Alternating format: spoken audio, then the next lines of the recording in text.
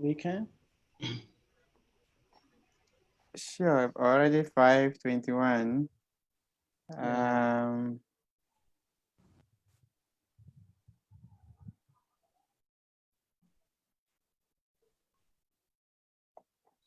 Okay, you can.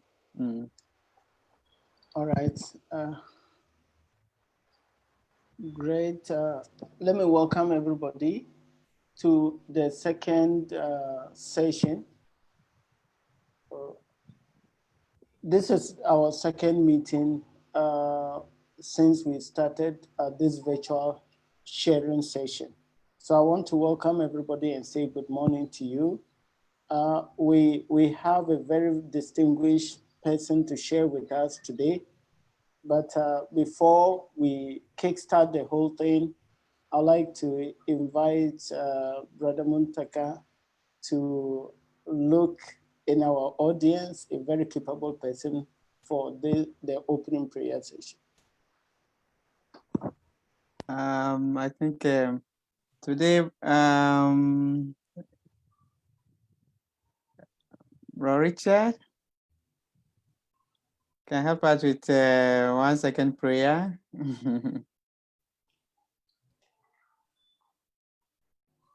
Bro Richard, unmute yourself. A short prayer. Our Madam not here. Madam Deborah not there. Oh, okay, okay. I'm here. Oh, I'm here. Who said I'm not here? Okay.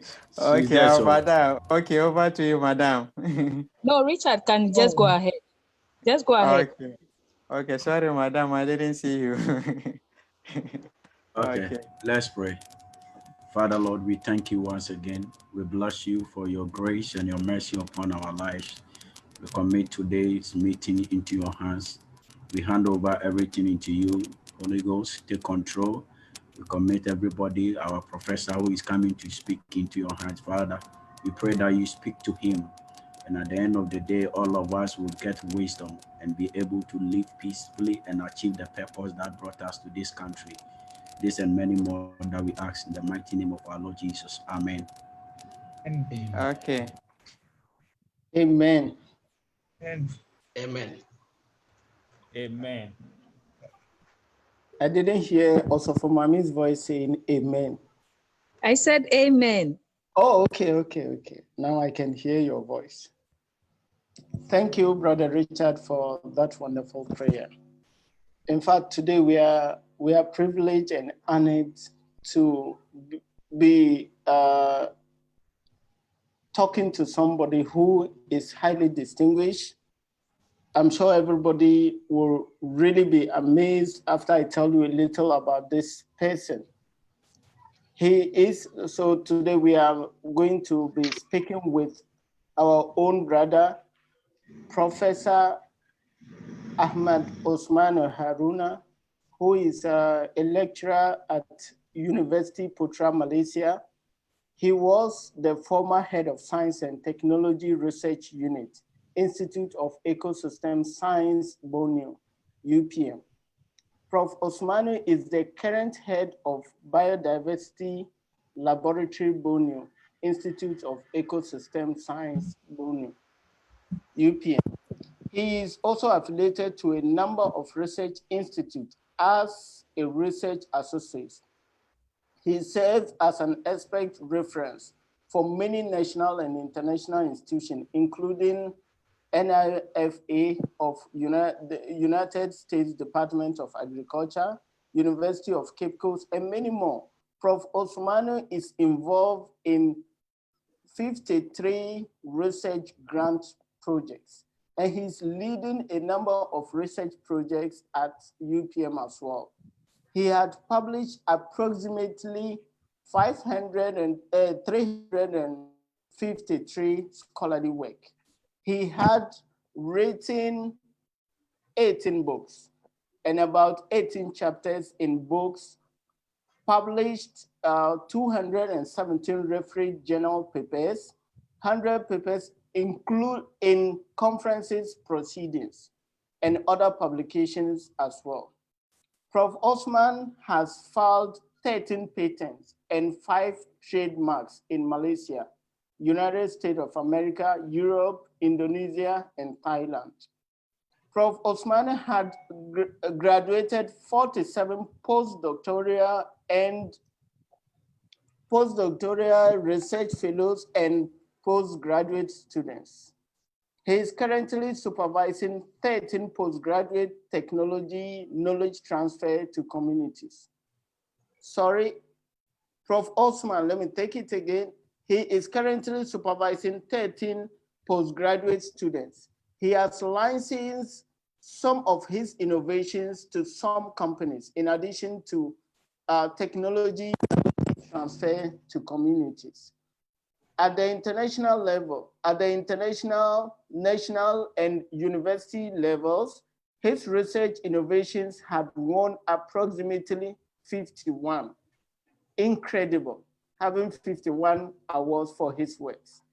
At the international level, Prof Osumanu had been awarded special award entitled Most Promising Innovation, and also Certificate of Merit. In 2019, he was awarded the Most Productive Book Writer at UPM. Since 2007 to date, Prof Osumanu is on UPM Excellent Service Awards in recognition of his contribution to UPM. He had been awarded UPM Vice Chancellor Award as the best lecturer in teaching and gold medal for being best lecturer in teaching. He has also been invited as a prominent speaker in many national and international scholarly and intellectual forums or meetings. Currently, Prof Osumanu is on several of advisory boards. He continues to render public services and consultancies to many organizations. This is the kind of individual we are meeting today. If I say we are privileged and highly honored to be in the midst of such an individual, is an understatement. We are going to be learning from his experience, his guidance, and most importantly, we are going to be asking questions that are bothering us for him to answer as a way to guide us. Please help me welcome Prof Osumanu to the floor. Prof Osumanu, your audience. Thank you. Hi, everyone. Thank you very much for the kind introduction, the chair. In my humble request, if you don't mind, I will not be visible. I'll try to talk from behind during the opening session. Perhaps then I will try to be visible to you with your kind permission. Am I allowed this? With hesitation. Okay.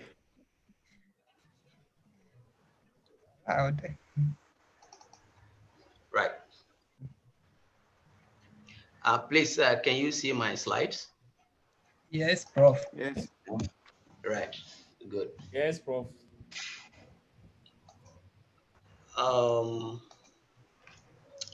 Anyway, so as a tradition demands, I would like to thank the organizers, particularly Dr.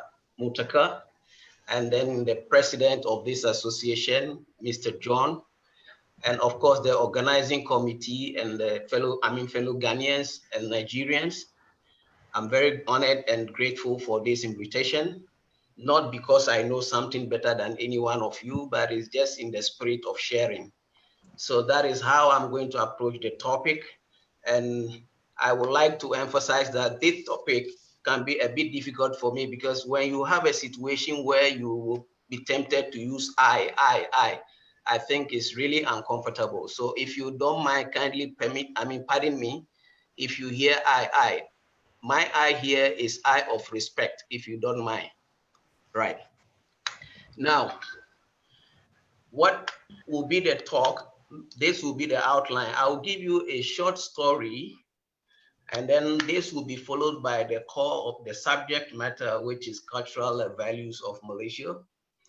And I will try to summarize. Opportunities are very vast, and I don't think I may need this session to finish everything. So I just give you some pointers. Like the moderator said, maybe during the openings, Q&A, then we'll try to see what we can do. Please, am I audible? Yes, Prof. Yes, please. Okay. Prof. And then we have a take-home message. Now, definitely I'm a Ghanaian. And then I would like to emphasize that I was born and bred within a multi-tribal house, not a community. I'm underlying house because I feel that that house has been unique and it will be unique. This is the reason why I'm bringing it, because I'm trying to tell you how privileged I was to get that kind of setting, to be able to assimilate myself when I came to Malaysia. In this house, we have as Ashantis, we have the Achims, we have the Ewes, we have the Kwapims, we have the Lattes, we have the Fantis, the Krobos, and the Gans. So this is a house where we were very, very organically bonded without any tribal differences, religious differences. We saw ourselves as one. And until today, I'm very, very happy to tell you that we are still together. If you touch one, you have touched all of us.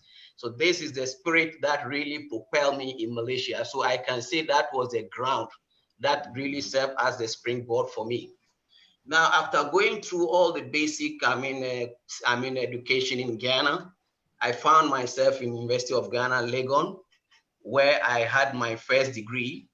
And during the time of when I went through the degree, I had a lot of exposure because I became one of the teaching assistants at the University of Ghana. So I had a very good rapport with the lecturers and then the students and then my colleagues.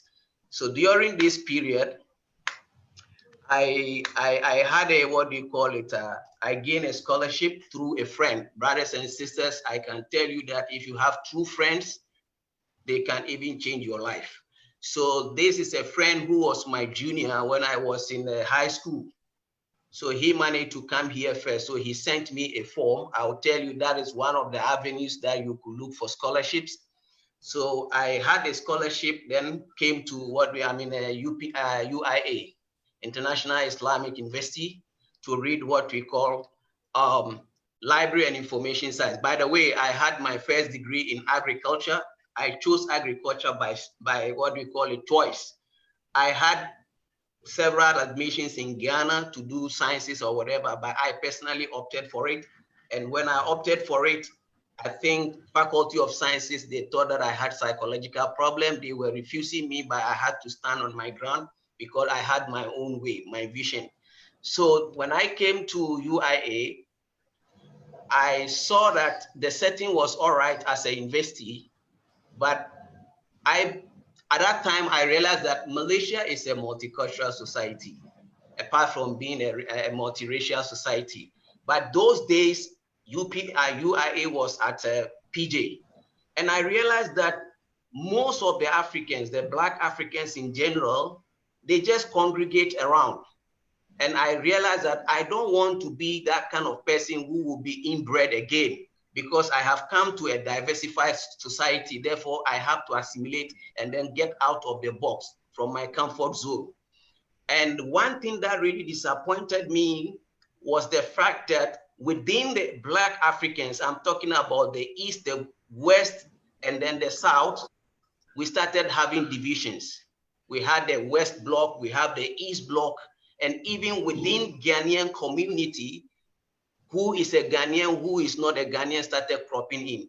But anyway, this wasn't the propelling factor, but I realized that this would not be. So I quickly tried to finish my master's and then try to look somewhere else because I want to have the Malaysian exposure. So after one semester doing my master's, I went to UPM. So when I went to UPM, I met one Nigerian brother. At that time, you can count them. We were just less than 10 or whatever Africans. So he was the only PhD student at Faculty of Agriculture. So when I went to him, he sent me to one of the departments. So I just went to and then saw the head of department and talked with him. And he just told me that, okay, if you are interested to study here, just go around and see any of the lecturers and you talk it over. and something will click. So just as I came out from the room, I met my supervisor, my former supervisor. So we had a pep talk, just 5 minutes. He's schooled in the United States, so his worldview was very, very broad. So we went to the room within 5 minutes. He evaluated me and said, okay, I'll take you, but I'm waiting for a grant. Once the grant comes, I will invite you. So I went back to UIA, pursue my whatever. So within 1 month, he sent me a letter that he's got it. So I came back. So I registered for another master's. So I was doing 2 masters concurrently. And like I told you, the African setup was very, very, very unconducive. Some people got to know that I was communing from UIA to UPM and then doing double masters. I was reported to the scholarship secretariat. And them being so good and kind, they understood my vision. So they just overruled because they wanted them to cancel my scholarship. So when I saw that, it took me less than 1 year to finish with UIA. Then from there, I embarked on the new frontier. So I decided to go back to UPM. And when I went to UPM also, I was a bit fortunate. I got graduate research assistantship. And then from there, I did my master's. And brothers and sisters, I can tell you that UPM really, really transformed me because that was the place where I mingled and then understood the culture. I worked with the Chinese, the Indians, the Malays, the Sarawakians, the Sabahans or whatever, sleeping in their rooms. We cook together, we do almost everything. In fact, one of my roommates was a Chinese student from mainland China. And until today, we are together. So through that, I can tell you a lot. Then from there, just as I finished, I was also given a graduate research fellowship. Then I did my PhD. Now, during this period, I was able to comb every important area in Malaysia. So today I can tell you there is not a single important town that I don't know. How do I go into this is because the way I understood the culture and the way they accepted us, professors accepted me, students, colleagues, even the workers, the laborers and everything. I'm not bluffing you. God is my witness. So just to encourage you to open up, that is something that is lacking in we, the Ghanaians who are in Malaysia. I'm not trying to blame you, but we don't brood over a lot of challenges, turn problems into opportunities. So from here, I managed to gather my PhD. And just as I was about to finish, then I was offered what you call postdoctoral fellowship at UPM, and we were the pioneers. And those days that I left UIA, once I left UIA for 1 year, then we opened the door. Then from there, the Africans from West Africa, East Africa, whatever, they started flocking in. Now, from here, this postdoctorate session also really, really helped me because it helped me to perfect my research, what we call it, techniques and then knowledge. Because remember, when you do your master's and PhD, they are all guided research. But postdoc will allow you to explore many frontiers. And that's how I did it. And in fact, through that, I got a lot of things that really changed the narrative that I'm going to tell you. Now, getting all these things done with some sort of breakthroughs, I was offered direct. You know, those days, you have to start from lecturership. When you have your PhD, then you go to senior lecturer. After promotion, you need to prove yourself.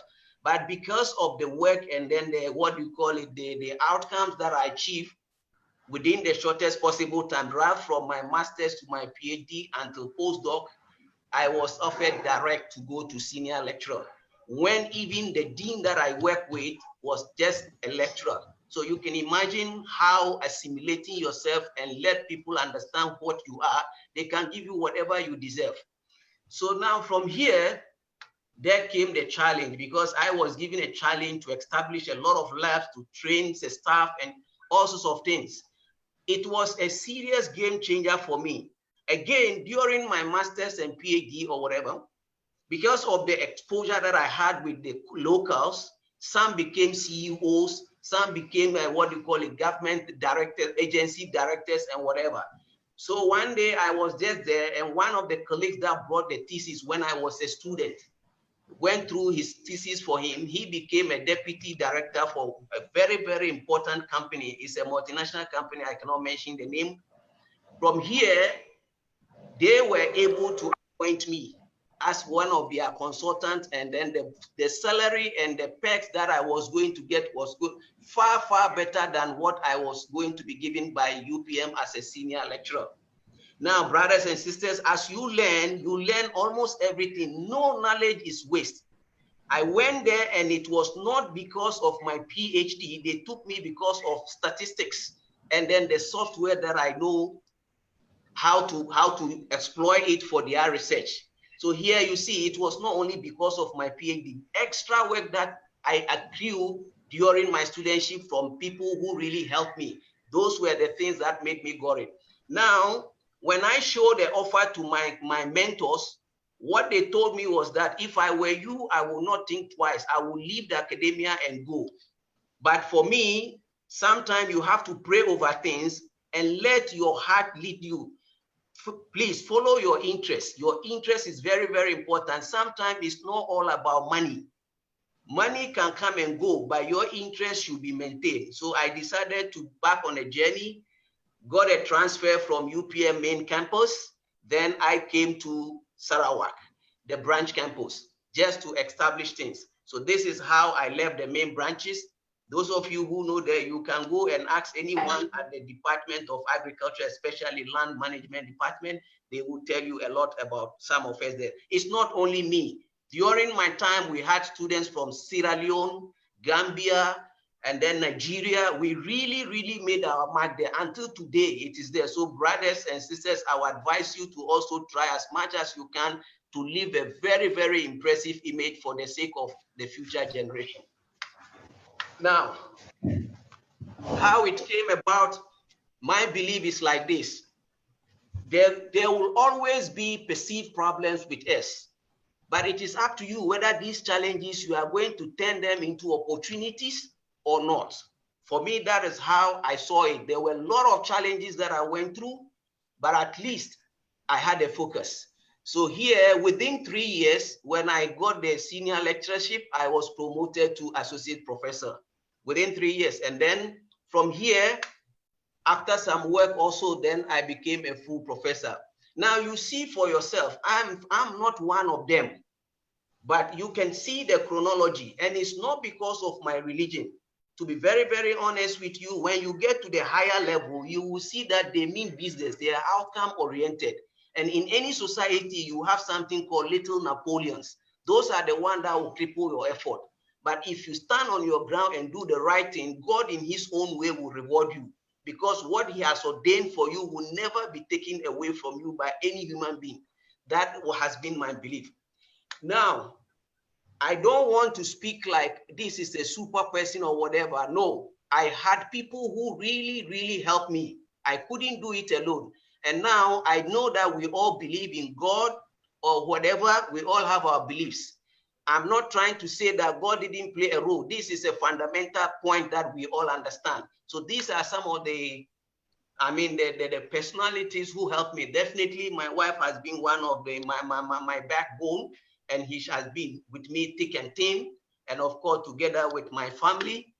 And then I also owe a very big credit, or maybe thank you, to my mentors. Predominantly, I had them across the world. Some are in US, UK, and then what we call it, Malaysia. But because I had my roots here, of course, they opened the door for me. So I will never forget them. Some of them have passed on. Some of them are living. Some of them have retired.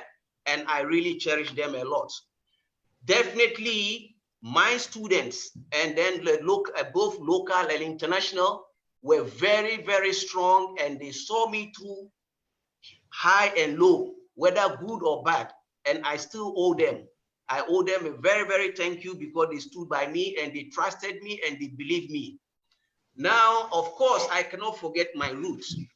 I also own my Ghanaian community, right from my class 1 teacher until I left the shores of Ghana. They play a very, very crucial role in my life, and I will never forget this.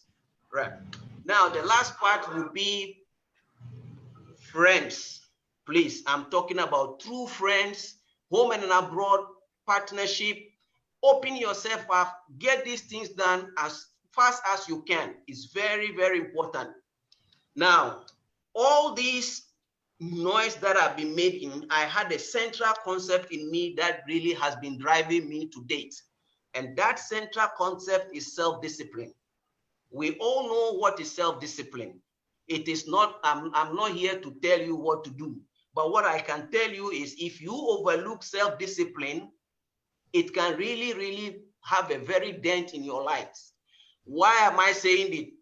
You can name any profession on the surface of this earth that does not require self-discipline. Being a pastor, being a malam, being a professor, being the sweeper or whatever, you need self-discipline to make progress. Now, why am I saying this? If you look at the basic understanding of self-discipline, it's very simple. It's just the ability of you to adjust or to adapt to a situation. And during the adaptation, you need to quickly make some necessary or needed changes.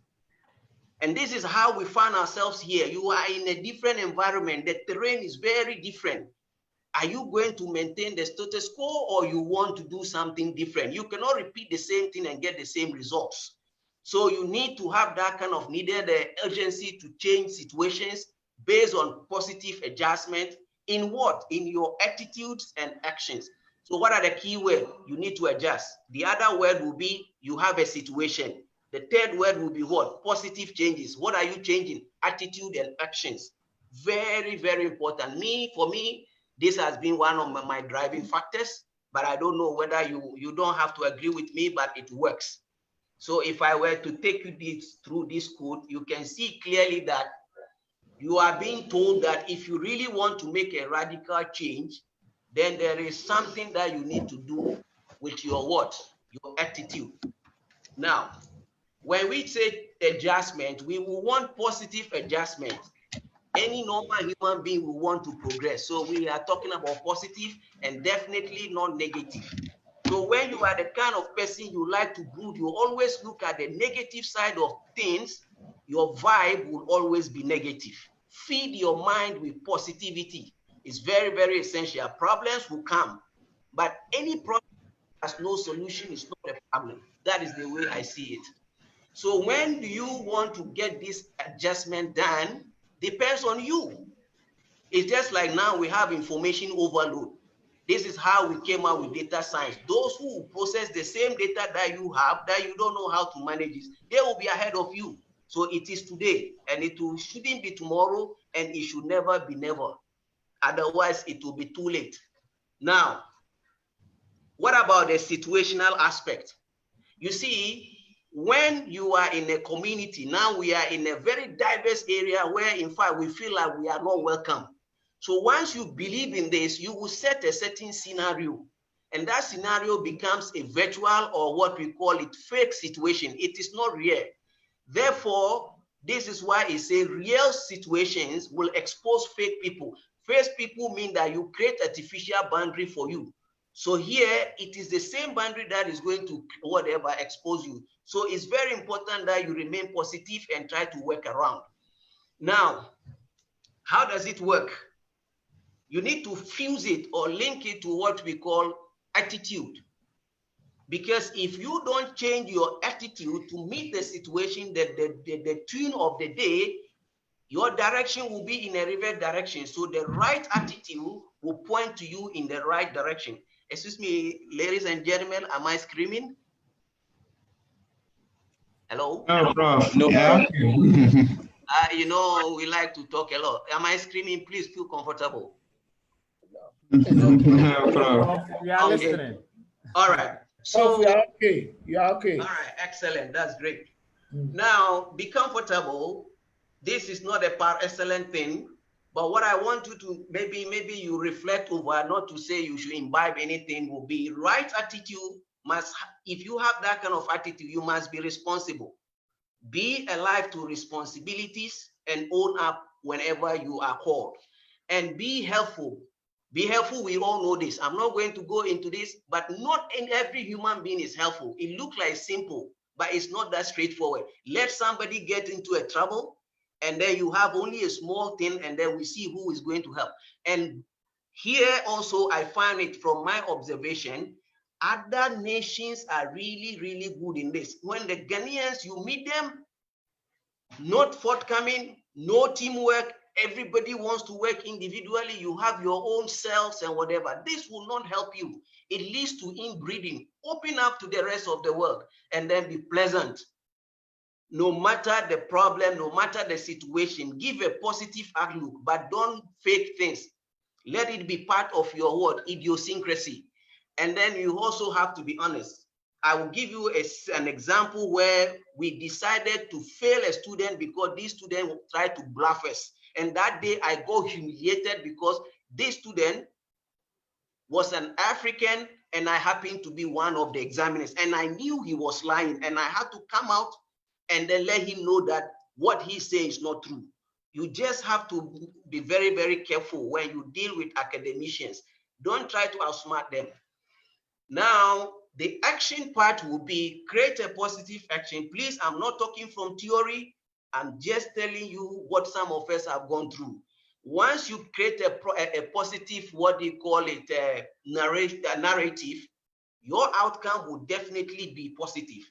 So please have this in mind. What we went through, most of you you are not going through, but the challenges have changed. Now, with all these definition or this kind of flowery things about discipline, you need to have what we call the anchors, the cornerstones of discipline. And one of them is what we call the ability to optimize your resources. Human resources are always limited. And remember, when we say optimization of resources, that it can be physical, it can be tangible or intangible. And one of them is time. And I think you bear with me that time has been one of our biggest enemies. And you should understand that it is one of the most precious resources on the surface of the earth. You lose your time, you will never recover it again. A time that is lost forever. That's why people say the only thing that is constant is time. But we are not constant, right? Now, you will hear people who tell you that, oh, when we say optimize your time, it means that you have to be very effective in time management. Actually, that is just a step. You can manage your time very well, but if you have no vision, you will have no goals. And how do you achieve your objectives when you don't have vision and goals? So your time management must be linked with your vision and your goals. This has been one of the reasons, like I told you, this was one of the propelling factors that really pulled me out of UIA. It's a very good university, but the community that I found myself, I felt that no, I was always looking forward to something else. Now, the second one will be, you really, really have to look at your priorities. Have some realistic priorities. Don't tell me you are a student now. You tell me within one semester you want to finish your master's. It will never happen. So here you need to balance, you need to make sure that your needs will always counterbalance or they will overweigh your wants. If almost all the time your want is higher than your need, then that means that you are really, really not optimizing, or not, your priorities are not right. So please, let's look at it. Once you have your needs that are prioritized and then you have them right, you will make better decisions. You do things in a better way. And it can be in a very, very efficient way and very, very moderate. So that is where you have better, fast, and cheap. So those are the things that I would like to share with you. Now, any disciplined person must be very, very sensitive to what? Society, the norms, the do's and the don'ts. And this brings us to what we call obedience. So obedience to yourself and obedience to the state, wherever you find yourself. Somebody's culture, you don't believe in it, don't despise it. You should know how to appreciate the person. We cannot think alike. Rules and regulations must be adhered to. Now, you are a human being whose physiological system needs certain things. So you have to work your way out and try as much as possible to keep your health as fit as possible. And one thing that can ruin your health will be bad habits. So it will be very, very good. We are all mature here. I'm not going to list them down. Break our bad habits and build new habits. Extremely important. Right. Now, the last part will be what we call distraction. Distractions can be in different forms. So please don't misunderstand me. When I say distraction, does not mean that you should be antisocial. You should seclude yourself from the rest of the world. But what I'm trying to say is have some what's importance and urgency in your life. So if you look at this rectangle, we've divided it into 4. If you look at number 1, you can see that people who take things in a very important way and they look at it, look at the urgency, you will always see that they will fall within this box. Now we have another group, and this is where we want most of you to fall without being antisocial. If you look at the second box, you will realize that these are the bunch of people who will be looking for importance, but not very urgent. So you see these people are tend to what? Sway. They lack focus. Very, very important. And then the third one, we have another bunch of groups where they are going to have things very urgent, but put less importance to it. So you see, these are people who try to relegate issues, try to avoid challenges. Don't be in this kind of loop. And the last one, definitely, I would not wish any Ghanaian to be in this loop. That means that not important, not urgent. What kind of human being will be this? That one, I don't know. You end up wasting time and resources. Now, if you had followed me, you will realize that discipline actually moves you from where you are and where you want to go. And that is the bridge. So the discipline will be the bridge from where you are and where you want to reach. So you can imagine once the bridge gets broken, then it's different thing. So we can put it in another way by saying that it is the only bridge between weakness and strength. So those who will stand up to the challenge, they will have to go to the top and you will always be the bottom. So we need to really reverse this kind of situation, especially in our respective countries. We don't always want to be disregarded. Right. Now, discipline can never be achieved instantaneously. It is something that is cumulative. So you must have that kind of conscious effort to run yourself through until you get to the top. Then it becomes like a habit. Now, the last part will be, if you are talking about discipline, if you are a disciplined person, does it mean that you have to extricate yourself from the society? Definitely no. Therefore, if you are in this kind of setup in Malaysia, where we are saying that we have diverse, societies and whatever, please, a big please, don't despise anybody. Don't feel like what they are doing, you know best or whatever. You have to understand that. Try to understand their point of view, why they are not like us. What is so special about them that we want to see, that we want to share? Have that kind of understanding. Don't approach any situation with a very narrow thinking or a very narrow perspective. Extremely important. Otherwise, you may not survive. Now, when you are in this kind of setup, where you feel like you are in the wonderland or maybe you are in the diaspora, self-control becomes extremely important, because day in and day out, you will see things that will weigh you off, but you still have to stand your ground. That's why you have to have self-control. There are certain things you don't have to say. Control yourself, walk away from troubles. And then consistency in relation to discipline with life is very important. You need to be consistent. So if you expect somebody to do something for you, you myself must demonstrate it. If your yes is not your yes, then you don't expect somebody's yes to be his or her yes. So you need to build that kind of respect for people to really see that your consistency is not really questionable. I'm not talking about ideal situation. These are the realities of life. Now, you will have this kind of, you have an environment where already your color or something like this has already put you in a very tight corner. So you will have some element in any society, the deviants, who would try to, what we call it, not putting on a good behavior, but just try to be a sadist to provoke you or just to get some attention. So when you see attention seekers who are not willing to, reason with you, focus more on good behavior and ignore intentional misbehavior. However, if the misbehavior towards you or the approach is not good and you feel that it was not intentional, you need to redirect that kind of situation. So these people or whatever that you meet that you think that you have been despised, you will have to find diplomatic means of having some sort of discourse in a very, very educative way. And you see, once people get to know this is how you are, your respect will come with time. And then please, whether we like it or not, even in our own countries, we never get things all the same. We get through frustrations and whatever. Certain things, whether you like it or not, you cannot change it.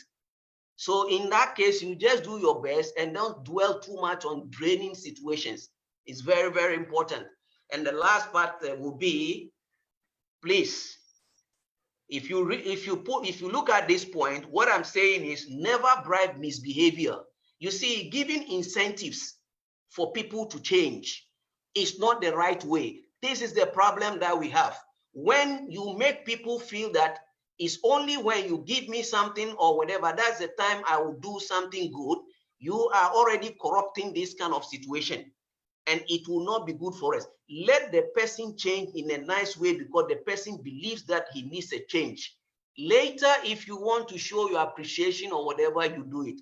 But bribery in discipline with a society will never send us anywhere. Well, ladies and gentlemen, so now I have given you the setting.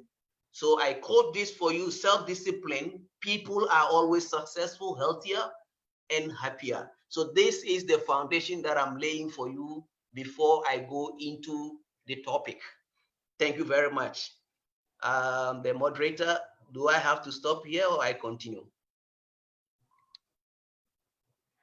Yeah, thank you very much, Prof. At this point, I don't know if you can summarize your next session so that we can invite questions. Sure. No, so this is the first part. The next part are just some slides with whatever videos and whatever. Not videos, so I'll share that one. Right. So now, this is the point now. Once we have got this setting, this is where we can try and then see. If you talk about Malaysia, from the experience that I have from them, these are their core values. But what I'm trying to show you here, it doesn't mean that this is unique to the society. Every society will have this as their core values. But the relativity of how you attach importance to that kind of value is what makes the cultural differences. So I'm going to relate it to that. Now, for you to do this, let's say we take Malaysia or maybe other parts of the world. There are certain basic things that you need to understand before you start communicating. And that's the thing that I found among we, the Africans. Generally from the Black Africans, we can see that we have problems with pronunciations. And in this part of the world, pronunciations are very, very important. You go for interview, you go for job, or you're going to give training or your seminar presentations, they will be looking for this. What I know in the academia, if you go for interview, one person will be there only to look at your what? Your pronunciation. So let me run you through. Very simple. Is it buffalo or buffalo? We don't say buffalo, we say buffalo. We don't say quarantine, we say quarantine. For example, when you look at, let's say, vegetable, we don't say vegetable. The three syllables, no. So you have to get the E out. So these are some of the things. Why do you say incumbent when it's incumbent? Just look at talk. We don't really pronounce the L. It just has to be talk. We don't say salmon, we say salmon. So those are the things that you have to be very careful, because if you are going to be employed, they will look into this. And then now when we look at this also, basic courtesy, we all know greetings are very, very important. But in Malaysia, the way they attach greetings to their life, their living, conditions are different. For them, greeting is important. Apart from showing a sign of respect, it shows some sort of cordiality. I will explain later. And then from there, when you are greeting Malaysians in group, it's very advisable that you start with the elderly. These things maybe we are familiar, but for them it can be very offensive if you don't do that. And then they like greetings in a form of shaking hands. But please, unless a hand is extended to you, avoid the opposite gender. Unless it's extended to you under certain circumstances. This is why you see them when they are in motorbikes, even among within the gender, a lady plus a lady, they don't hold themselves on a motorbike, and so is a male. So we have to be very careful. And then in this country, title is very, very important. So learn to address people with their titles properly. So the other aspect could be, if let's say a person is married and it's a lady or a female, you may say Pachi. A male will be Pachi, and then Machi will be a female. So here you are trying to say auntie and uncle is very important. And if they are not married, a bank account, if you try to use this word, you will really draw their attention. Now, why did I say greetings can be a form of cordiality or a source of concern? Let's say like they'll tell you, have you eaten? They say Sudamakan. Back home, if you ask me whether I've eaten, my first thing will be, do you want to buy me a food? Or you have food and you don't want to give me. But for them, it means it's a greeting and it shows some sense of concern. So when they ask you this, you don't feel offended. And the religious beliefs we all know in Malaysia, the Muslims are the dominant. That's the dominant population, definitely followed by the Buddhists. You have the Christians, and we have the Hindus, and we have others. Now, constitutionally, the religion is Islam, but every religious group have their own constitutional right to practice their faith. So that is very clear, it's enshrined in the Constitution. But please, I just want to remind some of you, if you are not aware, in their Constitution, you are not permitted to preach a Muslim. It can really, really land you into trouble. So you have to be very, very careful about this, right? And then again, think twice before you revert, because here, if you revert, it's irreversible. So that one also must be very clear. And then it's a democratic nation where they are governed by constitutional rule. That is what we call, they practice constitutional monarchy. Now, the monarchy is the king of all the states. So they rotate, I think every 5 years or 4 years. Then is called the Yang, the Petuan Agon, and he works as a what, head of state, but in a very ceremonial way. That means they have prime minister. And here, family ties are very, very important, just like anywhere. But the attachment, the degree could be different. They also run extended family system, but due to modernization now, they are going into a nuclear family system. And of course, just like home, the male is the head of the family, and the elder male among siblings will be the head of the family in related matters. Now, the next part of the why I said they are very concerned about family ties will be what we call filial piety. Filial piety is very common among the Muslims and those who believe in the teachings of Confucius. Filial piety means that you give very, very high regard to your parents, the elderly, and then the ancestors. This chain is never broken. This is why you see them, they call something Ballet Kampong. When they have this festive occasion, you can see during the COVID, they still wanted to go. So that is the importance that they attach to that. And you know, please also know how to address people properly. They are very sensitive to this. If you want to know this, you should start with the naming system. So the Malays have the way of naming, the Indians and the Chinese. Example, the Malays will go with the first name, which is the given name, plus what we call patronym. This patronym could be what we call bin. Bin means for male, binti is for female, and then you have your last name. That is the way they do it. So I just give you an example. If you are called Ali bin Abu, that means your given name is Ali, and then the father's name is Abu, and then the patronym will be bin. If it's a lady, then it becomes binti or BTE. That's the way. So if that is the way they address, you address them properly because it's in their IC. And you should also understand, just like home, back home, if you go to Hajj, we call you Al-Haji. Here they use the word Haji for male, Hajja for female. So some of them is already in their IC and they don't drop it and it can be sensitive. And some also have special names, like when you hear somebody called Sharifa or Said, that means that their belief is that these people can trace their descendants through what? Prophet Muhammad, peace be upon him, his cousin and son-in-law. That is what it signifies. Now, when you talk about the Chinese, they go by surname first, and then you give other names, but it must be paired. So if you see like this is the first name, and that is the surname, but always the names will come with two. If you don't listen to this, one day you will get scolded by some of them. They are very sensitive about this. So please take care of this. And then the Indians also go like the Malays, but the only difference is the AL and then AP. So example, if you have Mutu AL stroke L Param, the AL means Anak Lilaki. That means that the son of. And then the AP means Anak Perempuan. That means the female, the daughter of. So that is how it is done. So because they don't play with their IC.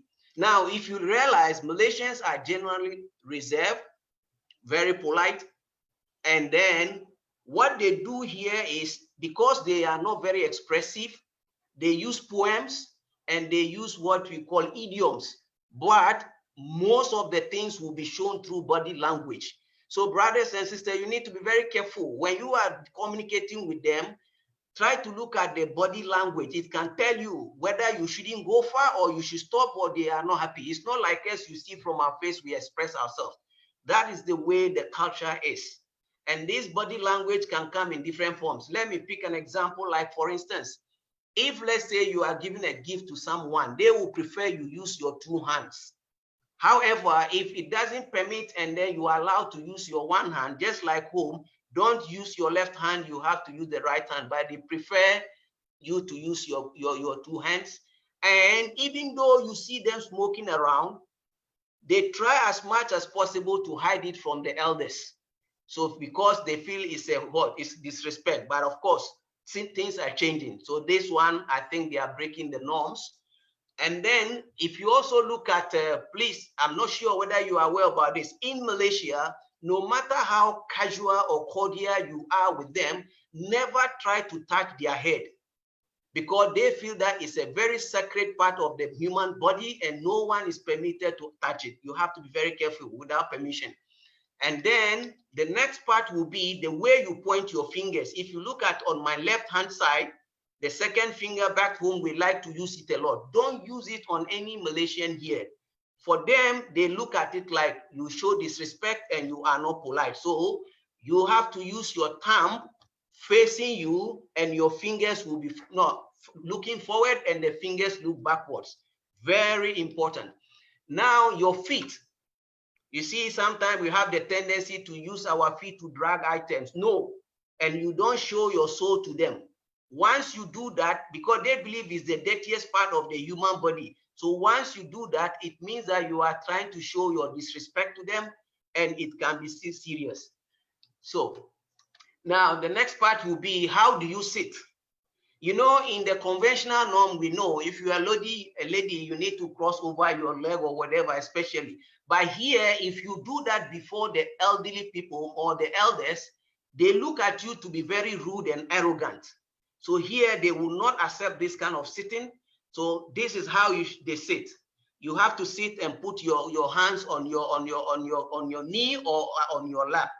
That is the way they sit. From today forward, you check and then you will realize that. So this part is not acceptable for them for the time being. Now, they also want you to, when you are a younger person and you meet the elderly, there must be a way to bow down your head a little bit, not to look into their faces directly. Now, dining etiquettes, what do we see here? You have your table manners. Each race has its own way of dealing with the situation. But generally, Malaysians, you go to their houses, you are invited, they will have the food, you take the food. But if, let's say, there are children around or you are all right, you will see that they will leave some food in the middle of the table. This is for children in case they want or whatever, or somebody else. However, If let's say there is no, you have the leftover and people are not around and there's nobody to take, you are allowed to take. But if it's a Chinese society, they want you to finish everything. But like in the Malay culture or others, if you finish everything, that means that you need more. So that is how they will interpret it, and you have to be served again. So you need to do this. And then the other thing is, generally the Malays would like to use their hands.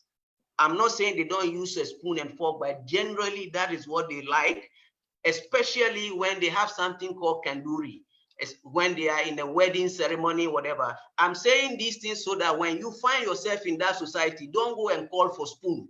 You just have to bear with them and you follow. So they will use their hands, especially at the rural areas, to take the food. Right. Now, for the Chinese, be very careful with this situation. They use chopsticks. Now, this chopstick, if you put the chopstick vertically in the food, it is considered as bad luck or it is a sign of mourning. So never try to do this in the Chinese, what they call it, setup. And then Indians, as much as you can, try not to serve them with beef because they consider the cow as a very sacred animal. And then you also have to eat I want to see which one right hand and not using spoon. Now, in terms of ethic sharing, please, you see here, you will have a good intention that you want to share, but the way you share might offend them or might not be appropriate. So that this is an example. For the Malays, remember this, never give a Malay a sharp object like knives, scissors. Never give it to them as a gift, because for them it's a sign of breaking of relationship, even though your intention might be good. And then the next part will be, don't ever make this mistake. Ghana is a different setup altogether. Pork and alcohol should be out of your ways. Be very, very careful. It can stir the society, right? And then when we talk about, you might think that people like white, but as far as the Malays are concerned, wrapping gifts in a white paper or whatever color, like white, is not acceptable. It's a sign of death or mourning. So please try not to do this. And then we also have to look into the yellow color. It's not that they don't like the yellow color, but in Malaysia, yellow color is reserved for the royalty. They have exclusive, what do you call it? A right on it. So when you are going to meet the royals or there is a function, you know that the king, any of the king is coming, don't put on a yellow cloth or a yellow shirt or whatever. Avoid it. And then for the Chinese, you see these are all beautiful colors, but depending on the type of flowers, chrysanthemum flower is a nice flower, but for them, they don't use it as a gift because you use it to mourn or for morning events and praying. So you don't use it as a gift. And then again, when you come to the Chinese, they also don't like you to give them sharp edges because it's a sign of breaking of relationship. And never give a Chinese person any kind of, let's say like a gift like clocks, shoes, and whatever. They consider it to be bad luck and cursing. So it's very, very important you get these things so that we don't make those kind of mistakes. And Chinese normally believe in even numbers. So they don't believe in odd numbers. So when you are given a gift, go for even. This is why you see when you are in elevator or in setting whatever, we don't have level 13. You get it? And then anything with 4, the word 4 means death in their language. So they try to avoid the word 4, even though they believe in even numbers. And then maybe the other part will be black and white. Black and white normally is good for them for morning. So avoid them. You don't use them. Right. So we are talking about also the same Chinese. What are the colors? You see, you need to know this so that when you are going for functions, example, your Viva, you are going for interviews, you are going for all sorts of formal communication that you need a favor, the color is very important. So they believe in red, purple, yellow, because they feel that it represents blessings and also happiness. Right. Now, for the Indians, anything, especially the Hindus, as much as you can, Try to avoid leather. Anything to do with leather, don't give it to them as a gift or alcoholic products. They also don't take this. And then they don't like frangipani flowers and flowers of these kinds because they feel that is for mourning. So you don't give them as a gift. And then these are the colors that they believe in: red, yellow, green colors. They prefer them because they feel that it brings some blessings, and then what? Also fortune. You might not believe in this, but this is the culture. So that is the way it is. You cannot change anything. So yours is to have a peaceful existence with them, and you get what you want. And then they also don't believe in black and white colors. They are for mourning as usual. That's the way they look at it. You see, back home, we use white to celebrate. For them, it's for mourning. Now, be alert. Be a little bit alert of these things, the do's and the don'ts. I'm going to summarize them for you. I'm picking only important things that we might not be aware. There are so many, but I'm not talking about commonalities, things that escape you. You see, any human being will like some acknowledgement. So you may flatter them. They look at it like it's a phrase, but your flattering must be very sincere. If they find out that it's insincere, they will be very hurt. So please be sincere with your compliments. It's very important. And then we also have to look into what we call the social hierarchy. Their social hierarchy is not a caste system. It is something that they have already understood it. So if you're a student, you behave like a student. If you're an elderly, you behave like an elderly person. When there is a gathering, you will see they will congregate along that line. But that is not considered as a caste system. And then they are also very, very concerned about the way you cherish hospitality. So this is a situation where they are trying their best to be hospitable. Mind you have some sort of differences here and there, but don't try to look only the negative aspects. Some could be very, very sincere. So compliment it and acknowledge. And then we also have to be very careful with the way you dress. In this country, dressing for an occasion or any situation is very, very important. So please dress appropriately where necessary. Right.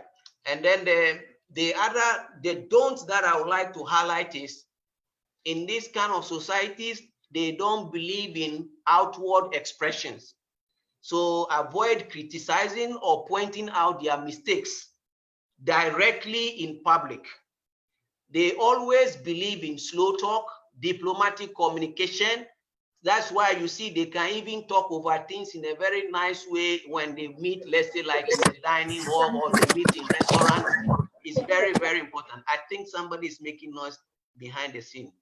So these are the things that I think you have to be very careful. Generally, they like to talk about things in a very, very low tone, in a very, very, a mild way, but the message should be there. So when they tell you, you ask something, they say, sorry, cannot. Please don't go beyond. They will tell you in a nice way, but that is what they mean. You cannot change it anymore. Don't be too imposing on them. And then one thing they will never forgive you will be if you humiliate them in public. That one you will bear the consequences, whether 1 or 2 or 10 years to come, you will bear the consequences. So be very careful with the way you bring yourself to them. And then for them, my observation is that so long as you are an elderly person, no matter how angry they are, they will never raise their voices and then they don't shout. But they will have a way to communicate it. Because you're an elderly person, they will have a way to settle it. And then if you talk about interruption, they don't like when they are talking, then you just jump in. They want you to listen. They want it give and take after they finish. So they are very detailed people and they're very structured. So that's the way they like it. You don't just interrupt anyhow. They look at it like you are being rude. And then we also have to look at this. Don't ever in your lifetime try to criticize the royal family or the royalty. It is enshrined in the constitution and it might be a very, very big problem for you. So please be careful. And then we also have to look into, you see, you have racial, what we call it, society, where you have a what we call multicultural, whatever. Why have they been organic? They've been staying together.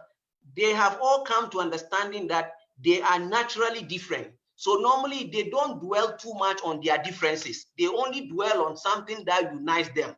That's why you see that they are cohesive. That does not mean that they don't have their differences. They have, but they don't dwell on it too much. Of course, the politics of it is something else, but I'm talking about the real society. So everybody must know where you belong. That's the way they deal with it. And then play your cards very well as a student. So what I'm going to summarize here will be, brothers and sisters, it will be very, very good that you are lively. Please. We all have our problems because they get scared of us. So you need to be a little bit lively, be pleasant, be humble. Humility is very, very important to them. Regardless of your status, your appearance, my understanding is some of you are already big men in your country or whatever. They say you come, you want them to treat you like a VIP situation. I think this is very, very illogical. It's not acceptable because you are here for something. If you're a student, you behave like a student. So that is the reality. After you finish, you can think about something else. And then be mindful of your choice of words, because remember, some of them, they follow just the words and not the contextual meaning. So it might lead to miscommunication. Later, when I open the floor, I can share more examples on this. And then we need to also be very careful with the way you put your language, especially with the pronunciations and the tones. Sometimes even you keep quiet, you are not talking, or maybe you make a short expression, they think that you are angry. So those are the things that you need to neutralize based on your communication. And please, let simple words like please, thank you, I'm sorry, or whatever be part of your vocabularies. It really, really enhances, they will enhance your image. And they are very particular about these things. And then be very truthful. Like I told you about that student, be truthful and honest. And the key thing is pragmatic. When you are wrong, you are wrong. When it is good, it's good. If you think that this is what is happening, we must do that. So please remember, we are all here to represent the image of Ghana. Let them see us, that we are people to be what? To be really, really respected. We have to earn it, whether we like it or not. Now, and then avoid doubt creation and false impression. Sometimes we like to get into this thing. If you're not the person you are, don't try to create that. People are not all that naive. They can read along the line. Social ills, illegalities could land you into trouble. So let us really be careful. And if possible, control yourself. I know we have a lot of issues individually. We have a lot of challenges, but you have to be in that kind of situation where get what you want because you are already in the show. And for me, we all know if you are in extreme anger, maybe what you can do is you want to pray. But for me, sometimes instant prayer does not come in. It will be better you walk away first. And then you cool yourself down, back it with prayers and get away from trouble. Don't try to talk too much. You might implicate yourself, right? And then the last part will be avoid hotspots. Wherever they have marked as hotspots, as much as you can. Otherwise, you may be caught one day. Your time will be wasted. By the time you realize, you end up in Semenye, and later they'll come and bail you out. It's a waste of time. And maybe you also, please, when you are in the cities in particular, avoid trying to believe foreigners or locals just like that. Be very, very vigilant and be very careful, right? Now, the last part could be at least simple words like Tramakasi, Apakaba, Jumpa Lagi, or Mintama. Simple words like this can really touch their hearts. So please get into this. So I try to get some few words from my colleagues, and these are the things. I put them in hyphen and in quotation because this is what they are saying. You see, they say you have to leave your status quo in your country and adapt to the situation in a new environment. They see that some of us are very, very rude. They name certain countries that I will not be able to mention here. I've deleted them. And then they also say that sometimes we like to compare and then try to tell them that theirs is better, ours is better, and theirs is bad. So they feel that if you want to express yourself, we need to express in a way like we are sharing, but not to be in a derogatory way or trying to downplay them. Because sometimes we have the tendency of trying to underestimate them. So we need to be aware about this. And then here also, they said that because of our stature, sometimes they are scared of us. So we look so serious. So maybe we need to be a little bit friendly in our communications, and then we put on some good, kind of what we call cordiality. Sometimes they say they are really scared of us. And then they said that what they don't really like is sometimes we look very forceful. So we try to impose ourselves on them. And then for them, because they are reserved, they want to accept you into the community first. Once they accept you, everything will be okay. And it's very, very true. Once they accept you, whatever you want, they believe you, they will do it for you. And for me, I'm a living testimony. Or privately, I can share a lot on this, right? And then then avoid wars, kind of whatever. If you talk about traditional things, this really shocked me. They said that sometimes there are certain group of Africans or whatever, they always put on their traditional cloth or whatever. But they said that they will sometimes prefer that you tone it a little bit so that you feel like you have assimilated into their culture. So they look forward to that. Right. So some of you, even if you can wear some of their badge, why not? Just to get yourself inside the system. Right. Now, the last part will be, they also have their own sensitive jokes about us. Just like we say, Obroni, Obroni, or whatever. Some of them really told me that they never knew that the word, what we call it, Negro. Some of them thought that when you say Negro, Negro means a black person. They didn't know that Negro has a negative connotation. So sometimes some of them use it not to tease you, but they thought that they are telling you your color. So these are some of the things. And then maybe perhaps if you want to do away with the jokes, you may do, but they do it unintentionally. So you may know how to talk to them closely. And never try to discuss politics, religious issues, and racial issues with them. Please avoid it. And then don't really go into the affirmative action issues, because these are all enshrined in their constitution. So let them deal with them among themselves. You are not here to correct those things. And then if possible, I was shocked that I noticed that some countries, when they come here, they bring their political, differences, tribal and other whatever. But I think that we should leave these things back home and see ourselves as one. And this is very, very important. This is not the place for us to talk about these things. To me, they are really irrelevant, right? But the golden moment will be when you know the opportunities. I have now listed, these are a lot of opportunities. Education alone can take me 1 hour to tell you. We have Malaysian Technical Cooperation Program. You work with your research teams. They can get you what you call a research assistantship. When they get grant from the private sector, they can put you on, and they can even ask you to work with the private and they pay you. And then a lot of collaborations. So I will leave here, I'll stop here, and then later on we can talk more about these things. Ladies and gentlemen, thank you very much. So to conclude, what I will say, your success is within you, and make it a reality to avoid illusion. Sorry, double L.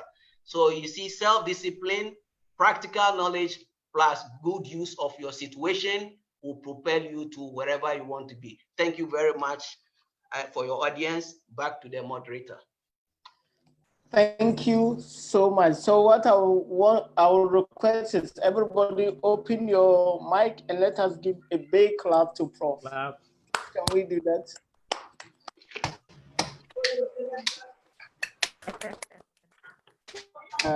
Thank you so much. Thank you so much. It's a lot of information, and I'm sure we have so many questions. I'm sure we have so many comments. So at this point, I'll just go straight and open the floor for any question. Prof is still here. Prof will address the questions. So any question from the floor?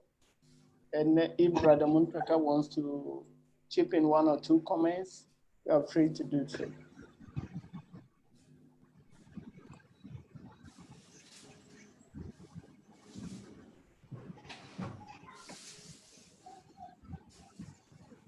Also, if perhaps you do not want to ask, you can use the chat box. You type the questions, we will read it out.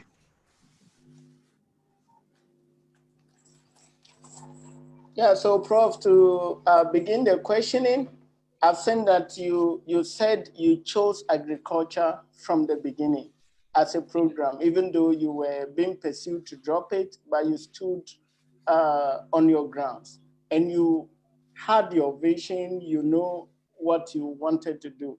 Please, can you share with us, how do you identify your vision as early as possible so that you may not be distracted along the way to your career decision? Honestly speaking, I didn't have any special vision, but I had this innate thing that I like to work with plant and soil, and my main aim was that you see, during my secondary and then whatever level, I read a lot about Nobel Prize winners. And if you go through the winners, you will see that there is only one agricultural scientist who had ever won Nobel Prize in the United States. That is what Minnesota University is called Bollock. There was a serious, a hunger in the Latin America. So he developed a technology and he saved a lot of lives. So I felt that if doctors, engineers are saving lives and just food can kill human being, why not I go into this? So this is the propelling thing that really made me go through. Now I refuse to go for medicine because I really don't like to see blood, and then sometimes my hands shiver. So these are the things, but my main aim is to produce food for everybody to have food security. That was my childhood dream. And that is why I pursue this direction. Thanks. Any question from the floor? Yeah, maybe Prof can highlight some of the opportunities. All right. To be very honest with you, there are a lot of opportunities. One, if you, let's say, let's go to students level. Other things maybe later. If, let's say, are you all aware about Malaysian Technical Cooperation Program? No. You see, none of you is aware. Ghanaians used to be given a lot of priorities. I had my own friends that we work out for them to come here. Those days I was even a student, and during my postdoc level. When you get this Malaysian Technical Cooperation Program, you will be able to be, your fees will be covered, you will be given stipend, and you can even bring your children, you can bring, if you are married, you can bring your spouse and your children or whatever, and everything will be taken care of. And this is under the JPA house. If you talk about their labor division, and it is a very good scholarship. And I see that most of you don't, but we Ghanaians were really giving priority. In fact, we work out from one brother called Dr. He's now a doctor, Dr. Anand, from University of Ghana. He came here and then got his doctorate through that, together with the wife. Now he is in the UK working, and we did it for some who just came. So try to pursue Malaysian technological program. It's a very good scholarship that you shouldn't forget it. And then you see another way, the ladies, they have what you call a fellowship program, women fellowship program that they give to the third world countries. You may also look into that. Now, the other opportunities will be when you are a student, get yourself involved as much as you can, cultural activities, and then if your supervisors, your team members, if they have exhibitions, involve yourself, because that's where you broaden your network. When they are talking about road shows, you need to get into that. It's not only about your thesis. When they are organizing workshops, try to participate, because you go there, sometimes you might meet people around and they can introduce you. Through that, I have been able to get some of my students, foreign students who are working with private companies and whatever. And then number three, try to help your supervisors to write research grants, not only public. If they go for public grants, you are always out. So you should help your supervisors to write to private grants, international grants. Once they get these things, the universities will allow any foreigner to use it. And sometimes what some of you are also forgetting is, in the university itself, they have special funds for very, very good students and very, very serious students. So all these things are there, and we have even something called special grant for assistantship for foreign students.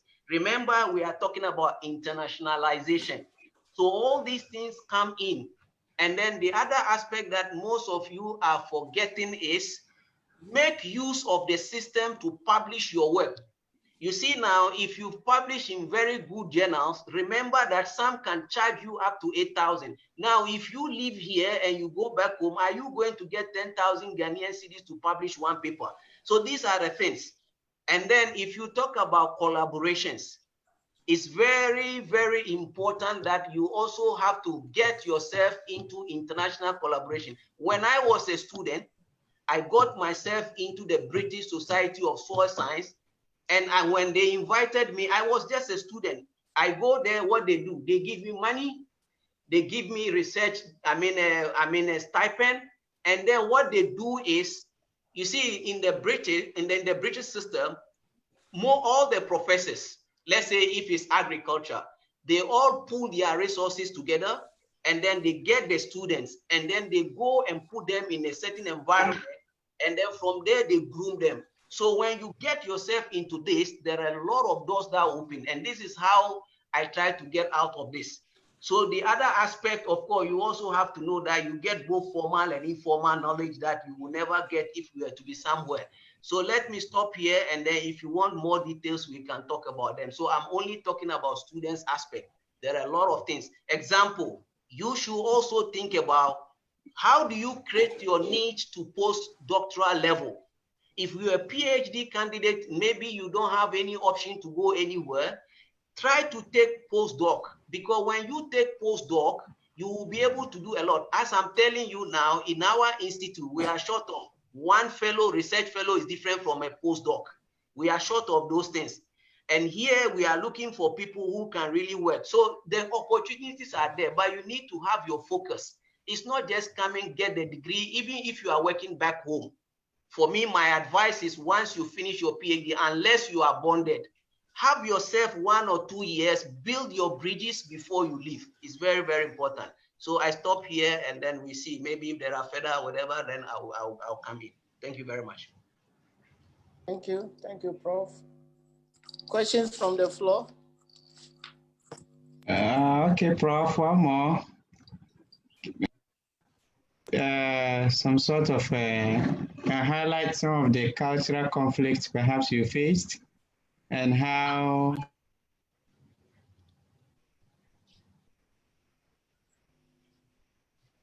Sorry, have you finished? Yeah, some of the cultural conflicts you faced in your journey and how you handle them. Brothers and sisters, I'm still having the conflicts.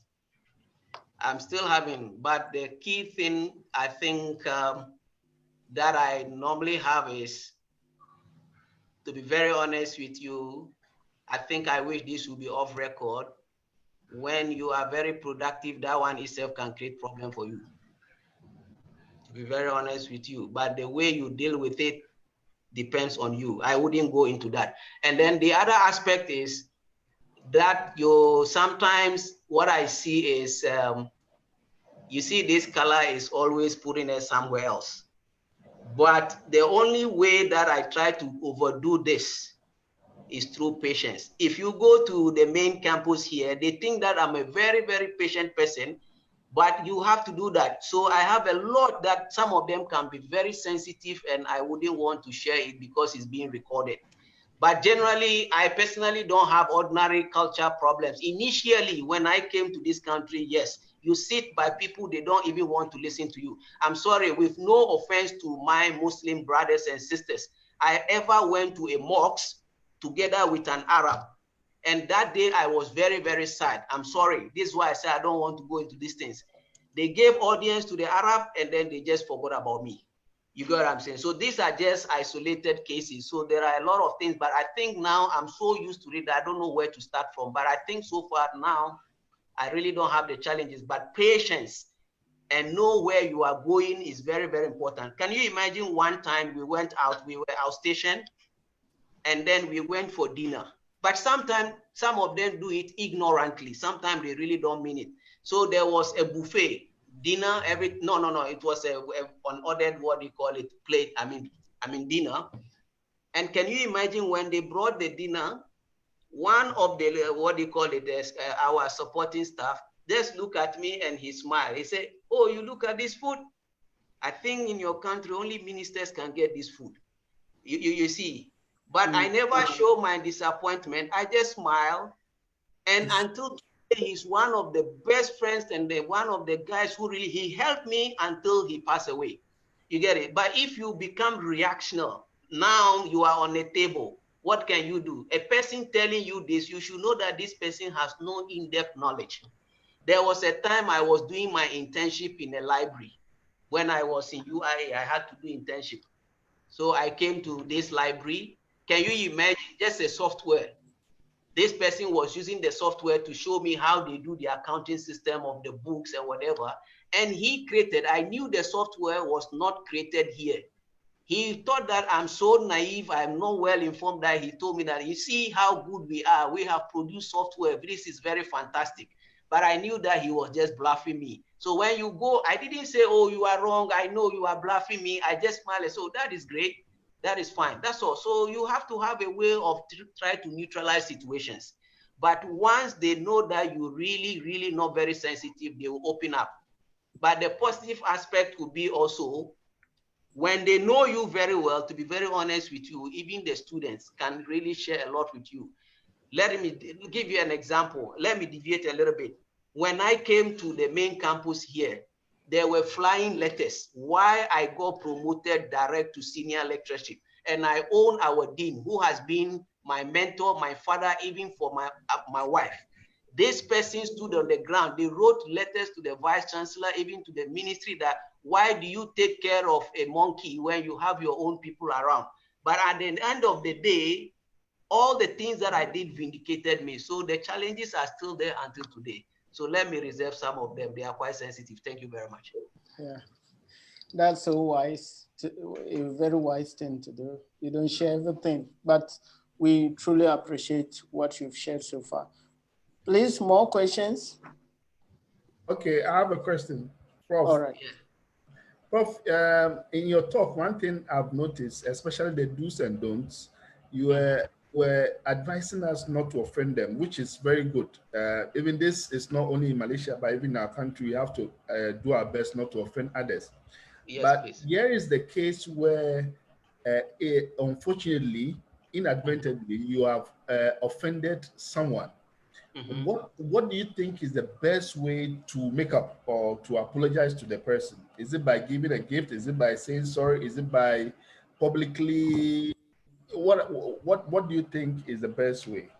Okay, for them, if it's among themselves, they do it in a mild way. Like just you said, the person will give you a gift or will invite you for a lunch, or then they'll talk it over. They will not talk it. They will just do things like to just neutralize you. But for a foreigner, what I have realized is they will want you to approach them and apologize. Okay. Because I have got a situation where they've been telling us that we are direct people, and most of us, sometimes we are very sincere. You get it? Sorry. I said, this is very true, what you just said. Yes, they know. To be very honest with you, we had a program in UIA. I sent my colleague, and just the hospitality and the way the student did things, to be very honest with you, she concluded that she knew that we were sincere, but she has seen another level. You get what I'm saying? But try to put it in a very nice language. Don't frown your face. Don't show, but just in a mild way, they will get the message and they will respect you and they will carry your name, to be very honest with you. You see, it's not that they don't know that to be strict is not good, but they don't have the courage to do it. Yeah. All right. Perfect. Perfect answer. Excellent. Yeah. Is more questions? No, Prof. Yeah. Yeah. Isaac online. Okay, Isaac. Prof, in fact, today you've really enlightened us on all these cultural values that you've given us. At the initial stage, to be frank with you, on my case, I wasn't aware about all these things. But even though for Ghanaians, we are disciplined, at a certain point in time, we humble ourselves. We don't want to go into trouble. Yes. But today, an idea that will help us to go through all our endeavors here. But there is one thing that I want you to enlighten me with. Yes.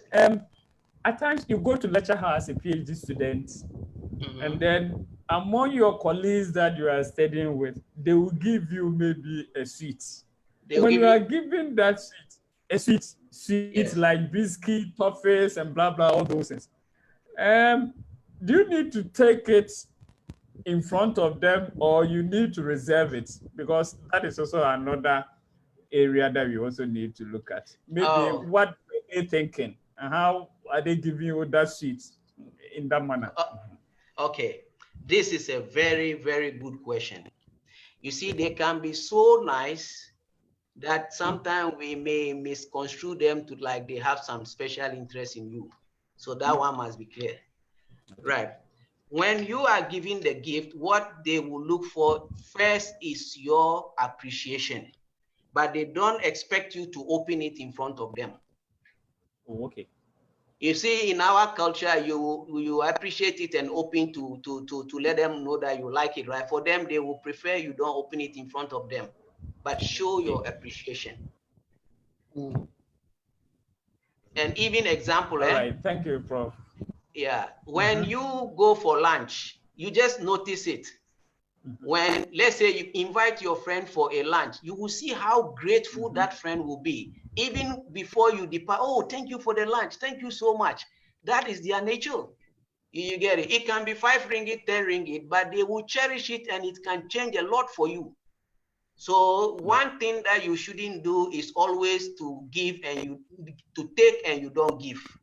In this system, it's give and take. I forgot to tell you, don't give them an expensive gift. Sometimes when you give them an expensive gift, they will be reluctant to take it. Do you know why? Because once you give them, they will be forced to give you something similar or better. That's the way they deal with situations. You get it? So don't be on the receiving end at all times. Okay. Thank you, Prof. Thank you. You're most welcome. Okay, maybe to add to that, sometimes at the workplace or even on campus when Malays they are studying together, mostly they like to be eating some of these sweet. Some chips and the rest they put on the table and the rest. So mostly they like that. So if you are with them and then they serve, if they are eating at the same time, they will expect you also to join them. So please, you may not resist. Okay. Let's go for it. Okay. Thank you.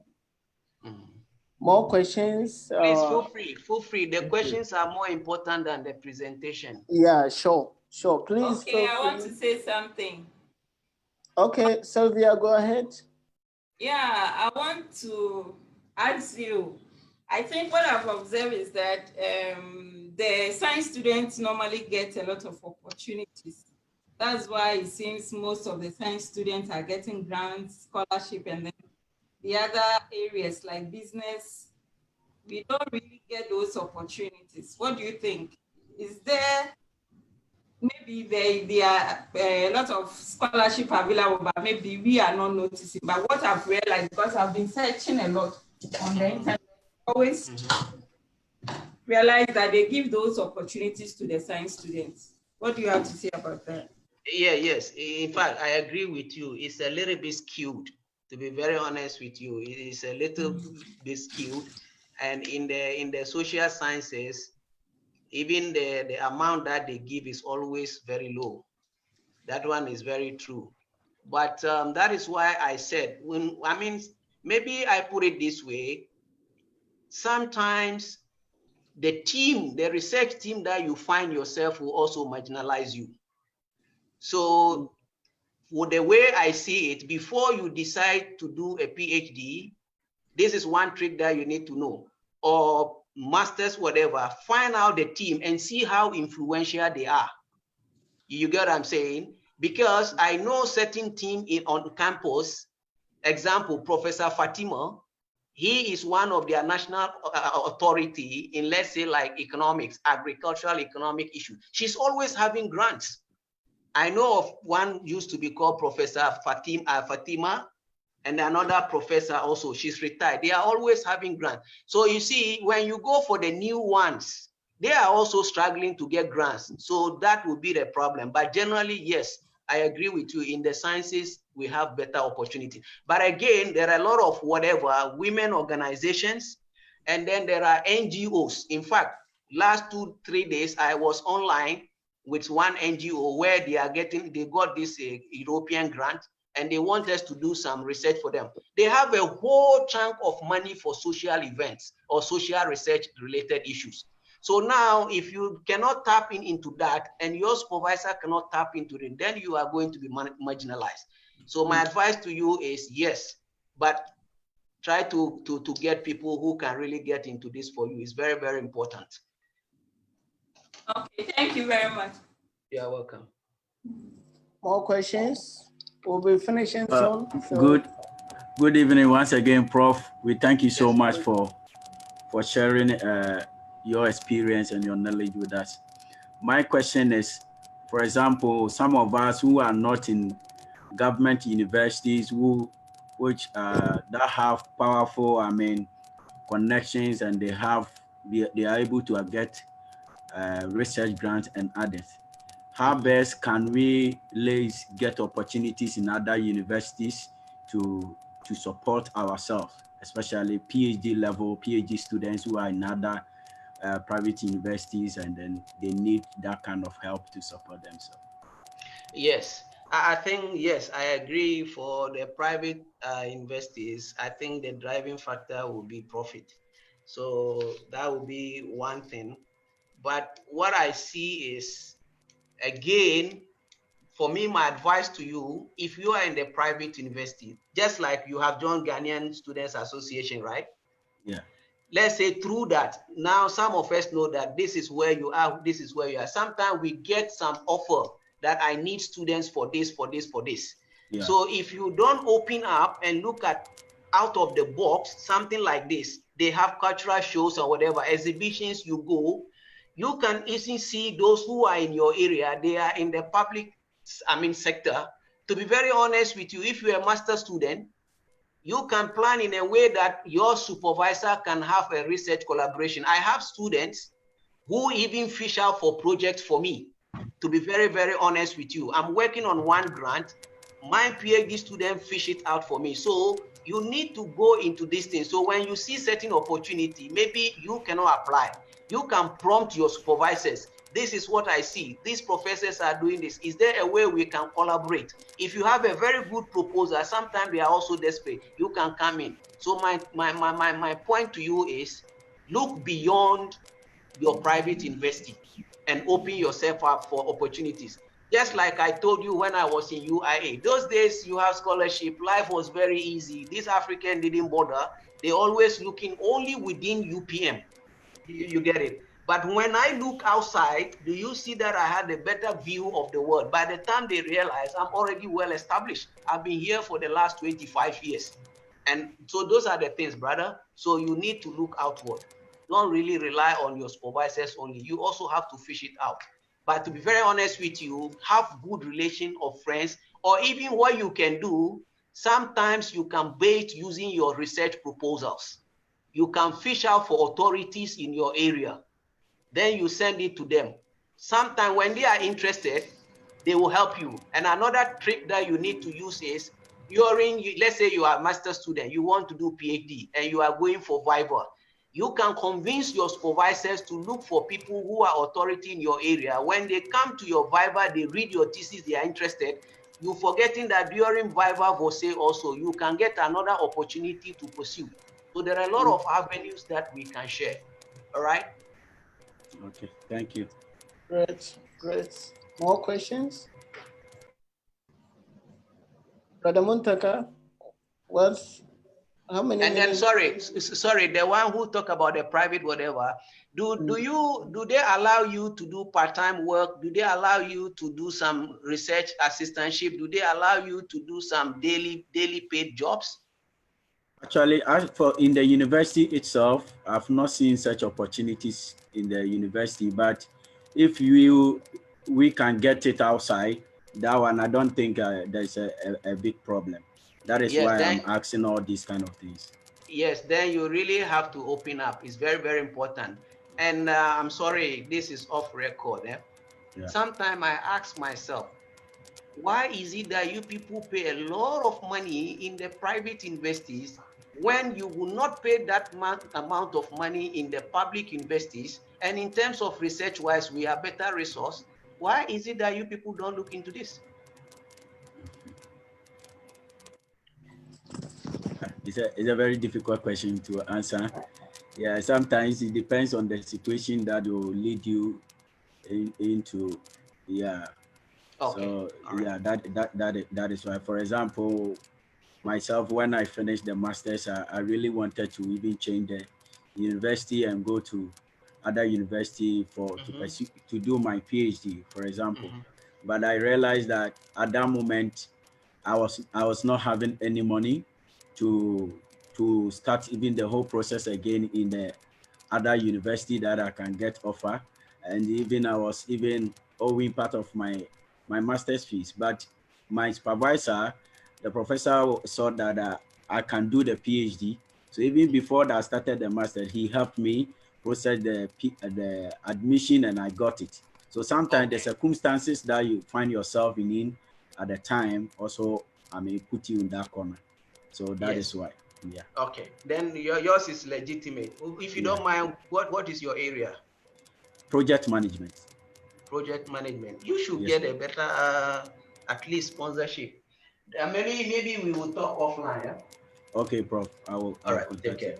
Thank you very much. Prof, my question is, when do you think is the right time to start looking for a PhD when you are a master's student? I will really think that for you to do so, it will be better when you have already compiled, you are at the writing stage. At the writing stage, you see the perspective of your work, and that will tell you where to move on. So for me, that's how I did, and that's how I look at it. Right. Moderator, there's a question in the chat box.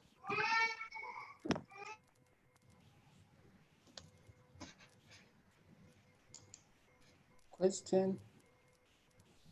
Oh, okay. They're asking whether you can share the slides you used in the presentation. Yes. After this, I'll give it to Dr. Muntaka. Okay. Yeah, Hello, Prof. Yeah, I'm Newton. I have a question for Prof. I think since this lockdown, right, in Malaysia, initially, my supervisor and I had a good relationship.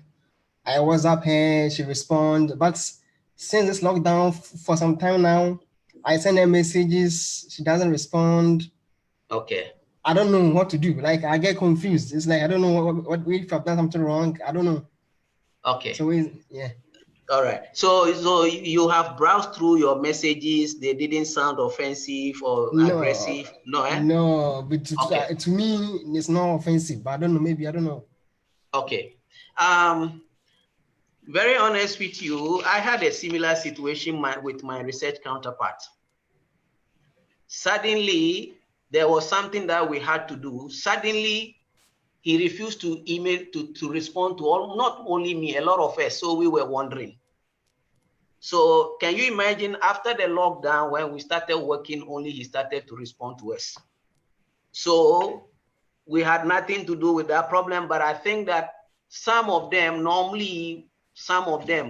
if they think that is office hours, is office hours. But I think that from what we have been told, at any point in time during the lockdown, it is the right of the student to contact you and you have to respond. So I don't know why your supervisor is doing this way, because I don't think that is right. Like you said, it keeps you worried. So I cannot explain on his or her behalf, but I think that if we were to be in our university, he will be queried, because during that time, the COVID, I mean, the peak of it, every 2 weeks, we have to give a report. So these are the evidences that we use to say that we are communicating with our students, everything is fine. So I'm sorry, I don't know, I can't explain this because I don't know the other end. Okay. But just make sure that you keep your text messages, make sure that they are polite and whatever, then later, if anything crops up, you can use them as an evidence against her. Okay. Yeah. Okay, and nothing. Some of us, we are paying our own fees, nothing. So if maybe there can be a help from somewhere, maybe, yeah. So just a plea. Is it a question or is a comment? It's just, let me say a comment. Okay, thank you. All right. Okay. Prof. Yes, please. Once again, Siraj in again, UPM. Yes. Prof, I came in again because of the last thing you said, and based on my experience I have here, and I want you to make the two for me or for us. You know, you told the guy that his text message should be polite so that he can use it against them. One thing I realize here is that they are always together. Yes. They are always together, such that you are never right. Even if you are right, you are never right. Okay. Especially when you are making a complaint against one of them. I don't know whether that you have experienced that, and how can we handle such a situation? You know, where I believe you understand where I'm coming from. It's very common, brother. You are right. It's very, very, it's like you are on the edge. Yes. You don't. You see. That is how it is. But what I can tell you is there is a way out. You get it? There is a way out. I wish I could talk it off there, whatever. Yeah, we can do it. We can do it in our group. Not you see, this is where you can even, if it's becoming worse. Yeah. And you say, my high commissioner or embassy will come in, they will change. Yeah.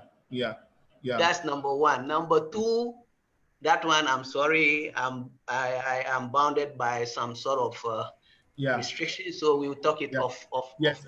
Yes, I get that, Prof. And this is why I think to Presido and the rest, this is why I think our embassies should create rapport with the universities and let them feel that they have our interests at heart.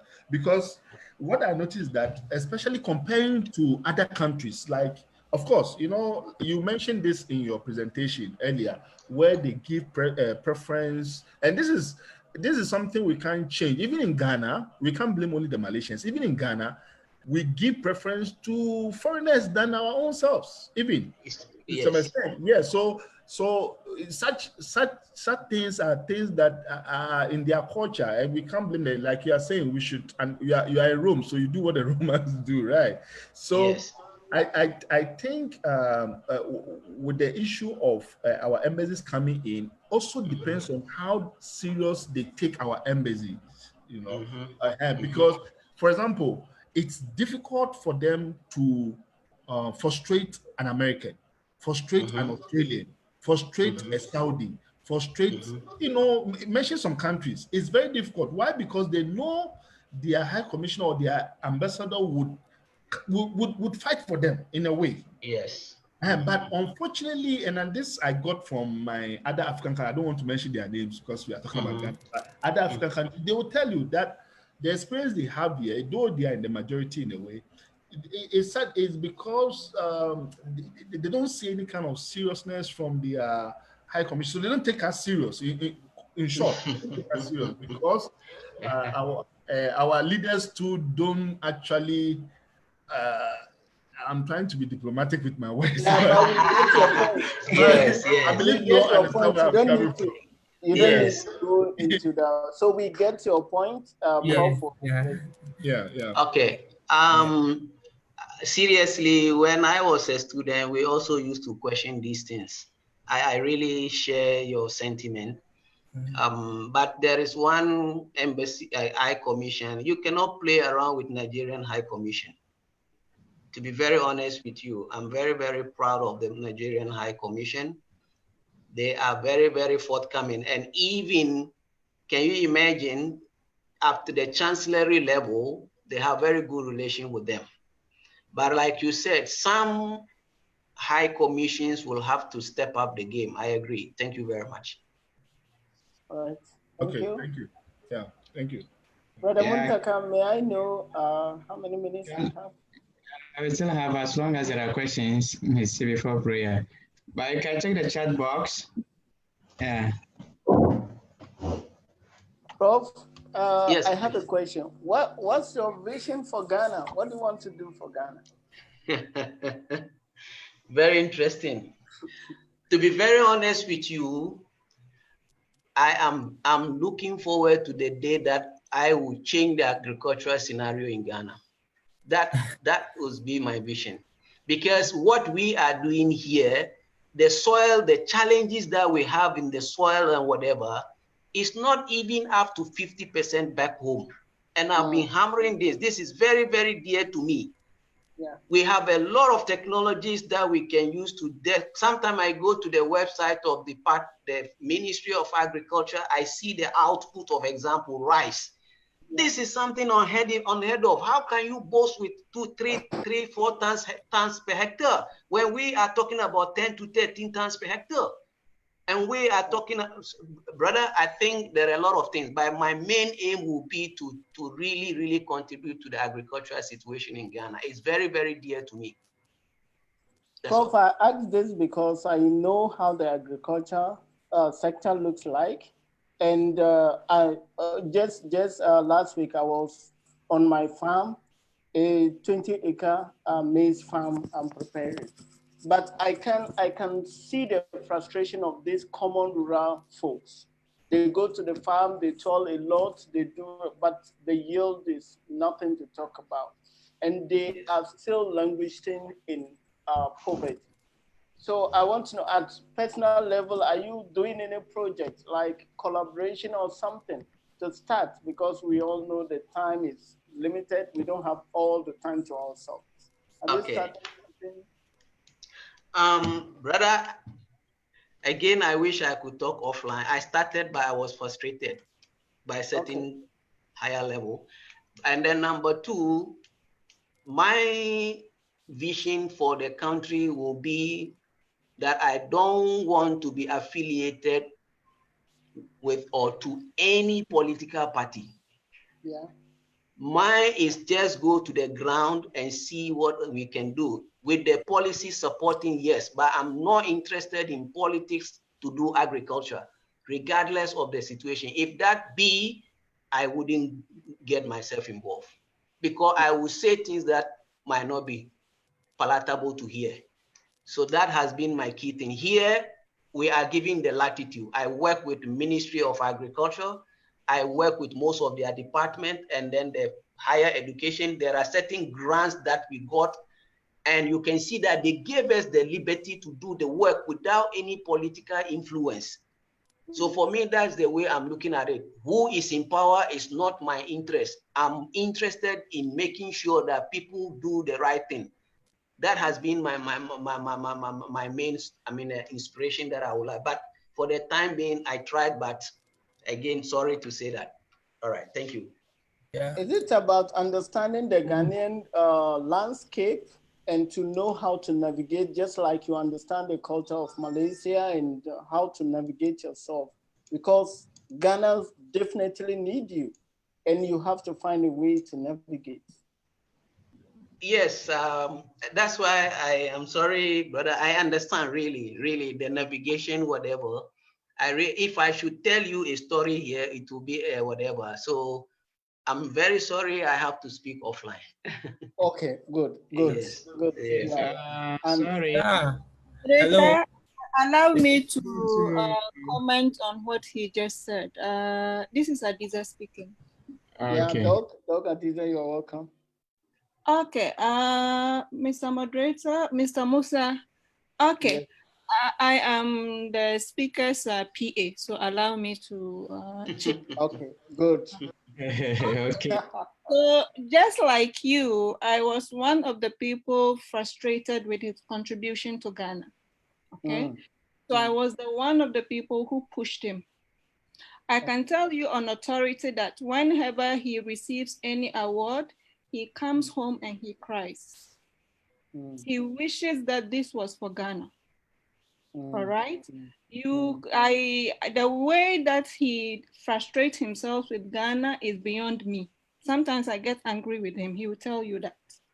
All right. He has tried. Just as he said, at the higher level, he is being blocked. All right. This new government's planting for food and agriculture, he tried. His idea was stolen. Okay. Somebody who has political affiliation just hijacked the whole thing.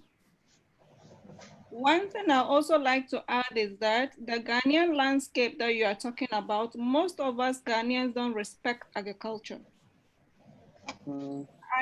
He had had people, and people have questioned me as a professor. I die medicine, medicine, no, doctor or what is better than agriculture. We don't respect agriculturists. Indirectly, they are saying medicine is better than food. Exactly. At the personal level, I have invited different Ghanaians with who have farms that they want to go into farming to consult him so that they can have a bit of knowledge so that they'll be productive in their efforts. Most Ghanaians just disregard it, but I can tell you on authority that Nigerians that I have introduced to him, they have nothing to do with agriculture. They are civil engineering, mechanical engineering students. They listened very well. They are doing very well right now, working as civil engineers and also farmers. All right. So I wanted to make to put this point across that more than anyone, he wants to do so much for Ghana. He has plans at the moment. He has plans with his friends to invest so much in Ghana, but Ghanaians are frustrated. They are frustrating him so much. That's right. I have asked him that I don't want to be a widow at my age. So let Ghana deal with herself. Okay. Okay. Hello, I'm this sure is John. Hi.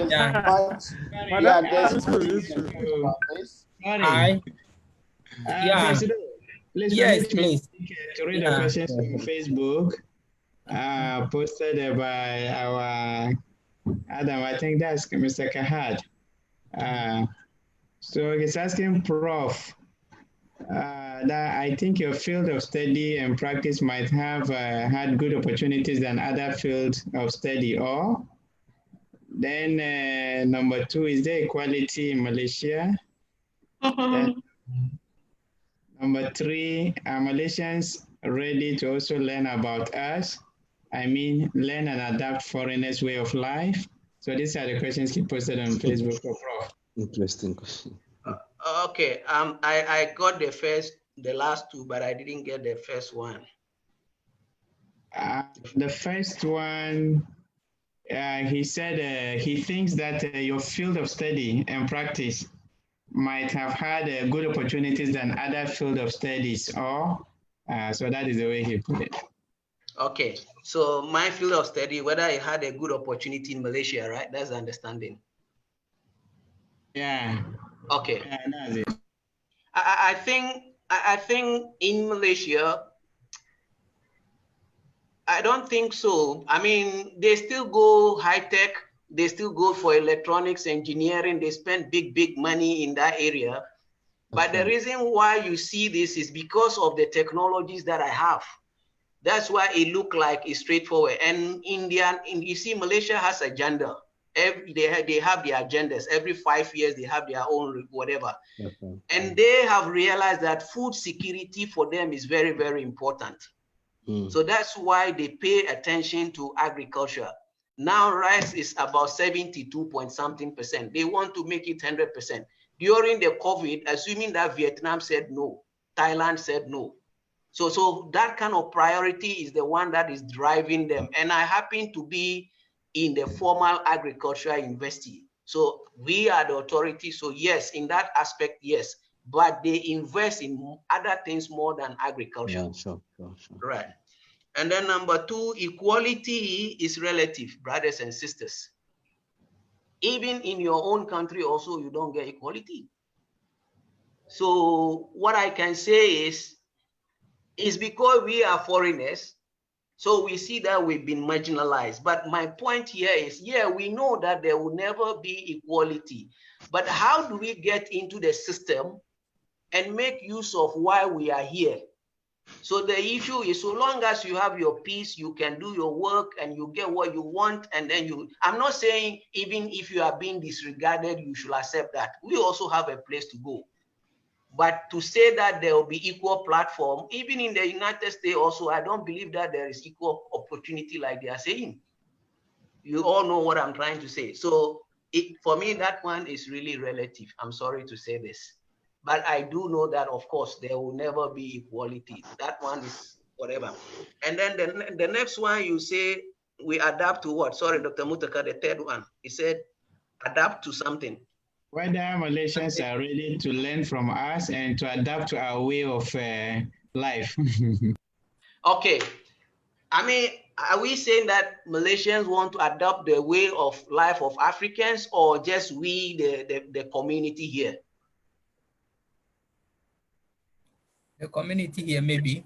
Okay, if it's the community here, I think, if you don't mind, for us to say that we are going to get our culture and we adopt yours, I think will be something that I don't think that is going to be possible. But if we say that they appreciate our culture, yeah, that will be, for me, I will put it that way. But for you to say we are here, they are not changing us actually. Nobody has changed me. You get what I'm saying? But I try to understand what they do and what I should do. That is one thing. Now, in terms of changing, example, maybe, I'm sorry, your wife is a good cook. So normally when we all do some open house or whatever, we bring them and you can see that they really, really like our food. Yeah. To be very, very honest with you, even if she prepares to their whatever university, they like it. And they like the way we dress. I mean, sometimes they're even amazed that we have costumes like this. So it is up to us to reverse the situation. I quite remember they were going to have some occasion, and then your wife was able to wear this kind of thing, and they really appreciate it. And anytime you give them our food, of course, not fufu. I have not tried fufu, but wache, red, this kind of thing. So, but for me to say they should accept my culture in total, I don't think it's possible. Thank you very much. Okay. Yeah, hello. I was just about coming in when Prof have to answer questions, and I want to appreciate the explanations given and the answers provided so far. Very educative, very impressive. I've learned a lot. I thought I knew a little, not knowing I didn't know anything so far as the culture of Malaysians are concerned. But on a more serious note, attempting to answer my good brother who had issues with, I think, the student leadership. I equally have issue with whole group as a whole, because as we are aware, this is just an ad hoc committee. We are not officially recognized. Those of you who were present when some of us were asked to serve will testify and accept the fact that it was not anything official.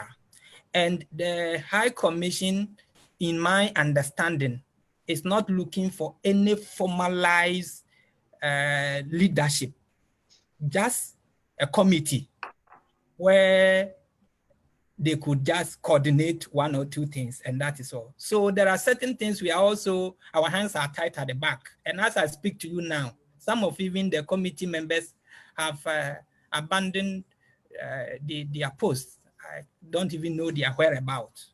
And so we don't seem to have a full house executive to even meet, take decisions or plan anything. I'm so grateful to Brother Muntaka and Musa and others who have volunteered to just help us to put things together and be going. So that is an issue. But again, I also remember some of us wanted to know about the plans for Ghanaians who are stranded and want to travel. The inquiry and the move I made did indicate that a formal letter was sent to all the various platforms requesting those who were stranded and were ready to travel back to submit their names. And so far, only 6 people submitted their names. And that is what they also forwarded to the ministry, foreign ministry back in Ghana, waiting for their approval. Apart from that, they have not received any official application from any individual or any person wanting to maybe travel back home. But one thing to be specific, Madam Angela expressed was that we should always address issues formally if we have a challenge that we need the embassy to address, and not seems to be throwing questions in the air. And that might not be so helpful to them. So far, that is the little information I wanted to share on this platform. 1, the executives, we are not recognized in any way. We just an ad hoc committee. And 2, we are not even well composed. 3, we don't have any authority to push issues as we should. And so let's please appreciate one another and try to do the little we can as Ghanaians here, what we are doing to support ourselves. We are very grateful. Thank you. Okay. Thank you, Mr. President. Thank you very much. If you don't mind, I just want to make a follow-up comment to what he's saying. To be very honest with you, what he is saying, the source is true. I mean, we are very aware that only 6 responded, and until now, they are still waiting. Now, my one thing that I've since, I mean, for the past 25 years that I've been here, Professor Lee is more senior, about 2 or 4 years, I mean, more than me. But what I can tell you is the Ghanaian community, whether being students or maybe professionals, or until today, we have never been able to organize ourselves properly. Until today, which is very, very disturbing. That's right. Extremely disturbing. For 25 years, we tried to even bring the Ghanaian community. Some of us have to use their own money to prepare food, do gatherings for them to come. That this kind of attitude will not send us anywhere. And I really, really respect the Nigerian community. Anywhere you go, they are very well organized, whether we like it or not. Go to some of the universities and see what they do. Come to UPM and you will see. But Ghanaians, I don't know, even to participate in very good opportunities where you show. Now, like somebody is saying, how do you show your culture? How do you influence them? They have open international cultural show. Ghanaians will never come. Only last year, UPM, some of the colleagues there were able to organize or whatever. So the only thing we like is to create small cells. This in this group, they create this cell, cause confusion, this. This will never help it. That's why we've been weak. Unfortunately, I mean, I can say that Ghanaians are highly respected in this country. We don't cause problem. We have justified ourselves. It came to a point that my colleagues would tell me, I only need Ghanaian students. Where are you going to get them? Can you imagine you send scholarship? This is the scholarship. They will tell me to search for the site for them and download the forms for them. So please, this thing that we are doing is really, really negates. Now you see, we are not cohesive. How do we help one another? Brothers and sisters, let us really talk about it. Can you imagine? Those days when I go to UTP, Nigerian students will organize a talk for me to go. Can you imagine? But now, until today, I only know you people just about 1 or 2 years ago. And you will be forgetting that we also have problem. We have one professor called Professor Kowa. He's here. We've been here for the last 25 years. He is also in another university. He is a dean. You don't even know him. No. It's a private university. And we used to have some in Kettering University. You see, but we are not, please, let's take this. This is why I devoted my time to come here. But you see the number? Yeah. 23. You see, now you don't come to this kind of meeting. It's not because of my talk. This is going to be serious. It's a very good thing that your leaders, even though it's ad hoc, learn to appreciate them. I saw some of your postings, and to be very honest with you, you don't approach situations with some emotions. Yes. And when you are in a group, remember that people have their views. So you have to be very, very careful with the way you put your words. So your word, I mean, some of the inscriptions look like they are already upset. Try to condemn, although you don't have the information. And the same question that you ask, they keep answering the question. Brothers and sisters, let us forget our differences and come together. It's very, very important. Otherwise, we will never be recognized. Opportunities here will pass by. Some of it is what by chance. But how many of you will have that chance if we don't create a platform for you? Thank you very much. Thank you very much, bro. Okay. Just to add to President, in terms of the High Commission's message on when they were seeking the Ghanaians who are ready to go home and the rest. But perhaps when next you communicate to the High Commission, they shouldn't send message today. The deadline is tomorrow. And WhatsApp thinking that it will reach the people to be able to respond. Because when she posted the letter, I think it was the date even on the official letter, I think it was, let's say today, but tomorrow is the deadline. So how do you think it will go wide enough for people to be able to provide their names? That is serious. That is the other issue. Maybe when you communicate to them, they should at least give some days interval so that people will be able to prepare. And also, as shared in the platform last time, based on what happened in the parliament, actually there is no budget for it. There is no budget. So only when they made a performance audit of a foreign minister integration, that the committee that sat on or that discussed and prepared the report, they put a recommendation that there should be a fund by the Ministry of Finance to set aside to assist Ghanaians in distress. And they recommended that it should be a line item, a standalone fund, not like a put under, let's say, others or some things like that. So for now, the discussion in the parliament, nothing is out yet. But the good news is that the MOF said they will do something about it. But you know, our own country, when they say they will do something, we do not know when.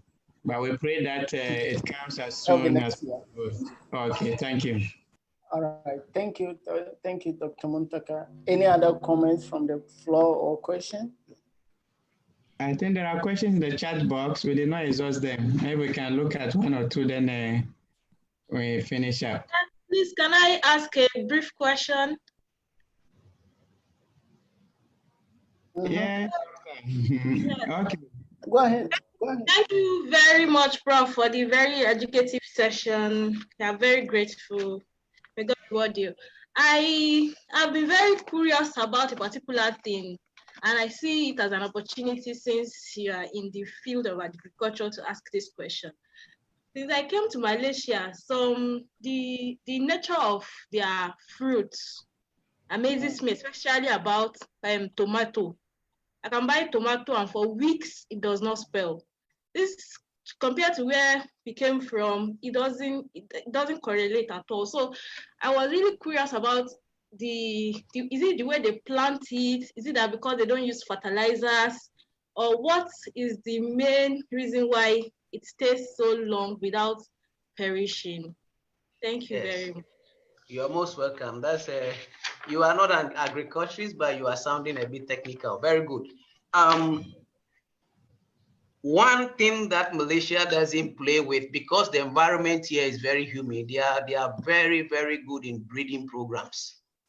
So they do plant breeding a lot to come out with this kind of varieties that will be able to withstand moldiness and all this kind of insect pest attack. And number two is, in the agricultural system, when you want to prevent things like this, you need to use something called silica. So in the soil during the planting, normally we add silica, and this silica is more or less like a waterproof. So it protects the plants, especially you are talking about tomato, rice, and whatever, from lodging. So they have the technology. In our case, it's not that we don't have the technology. Maybe we haven't perfected it yet. And I believe that our agricultural scientists know this. Maybe they haven't got the opportunity or whatever, but these are the realities. In fact, we shouldn't have more problems as far as diseases are concerned, because here is very humid. You get it? Rainfall everywhere and whatever. So basically, we need to step up our research programs. That's what I can say. And then here, what they do is they have institutes solely devoted for serious research and release varieties, cultivars here and there. So those are the things that they do behind the scene. That's why indirectly, I'm trying to tell you that, all of us to remind ourselves that we need to understand that don't look at the appearance and try to underestimate them. Behind the scene, they are very, very technical. They have policies, things are working. I'm not here to promote Malaysia, but what I want us to understand is we need to understand what they are doing. So please let me correct myself. This talk, because it's being recorded, I didn't come here to tell you that you should take Malaysian culture at all costs. My point here is just to tell you that this is what they are doing, and this is how you can get yourself into the system. So my aim was, thank you very much. Thank you, Prof. Very much, Prof. I really appreciate it. And I want to ask, lastly, if you can suggest any kind of opportunities available for someone in the legal profession in agriculture, here and back home. I can contact you later for it if it cannot be provided here, sir. Thank you. You mean you want opportunities to practice agriculture, opportunities to further your studies in agriculture before going back to, whatever.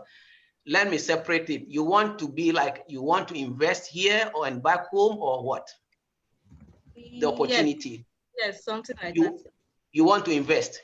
Yes, sir. Yes, sir. For investment of in agriculture in Malaysia, you need to have a counterpart. Okay. That one you need to have a counterpart. But for back home, I think that the opportunities in agriculture and back home actually are far, far better than here. Here, they are running out of land. Okay. Arable lands, they are running out, but we have a lot. Like I keep saying, the north alone, the rice that you can grow in the north can feed the whole of West Africa. When I go to Ghana, I keep saying this. North alone, the northern region, the land that we have. One time, can you imagine? Let me share with you. I felt so embarrassed. I had some colleagues from Bangladesh.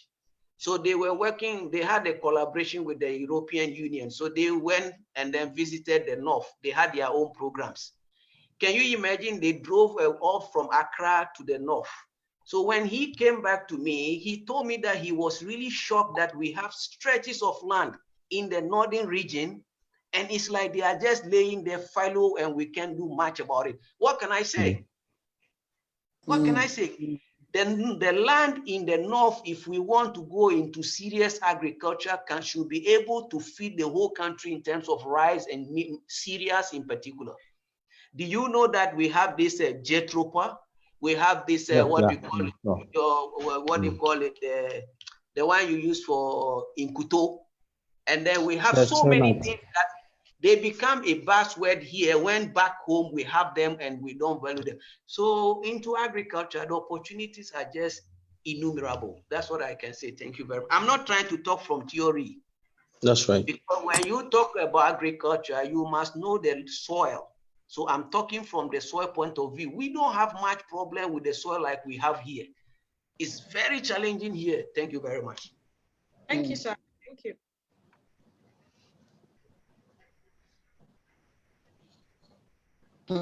I've seen questions from John. What is Malaysian position on GMO crops? I think this GMO crop is still in the debate. Yeah. So here, what I can say is the GMO here can be a little bit sensitive because we have to also look at it from Islamic point of view. So the debate is on. Thank you very much. Right. There's another question from Foster.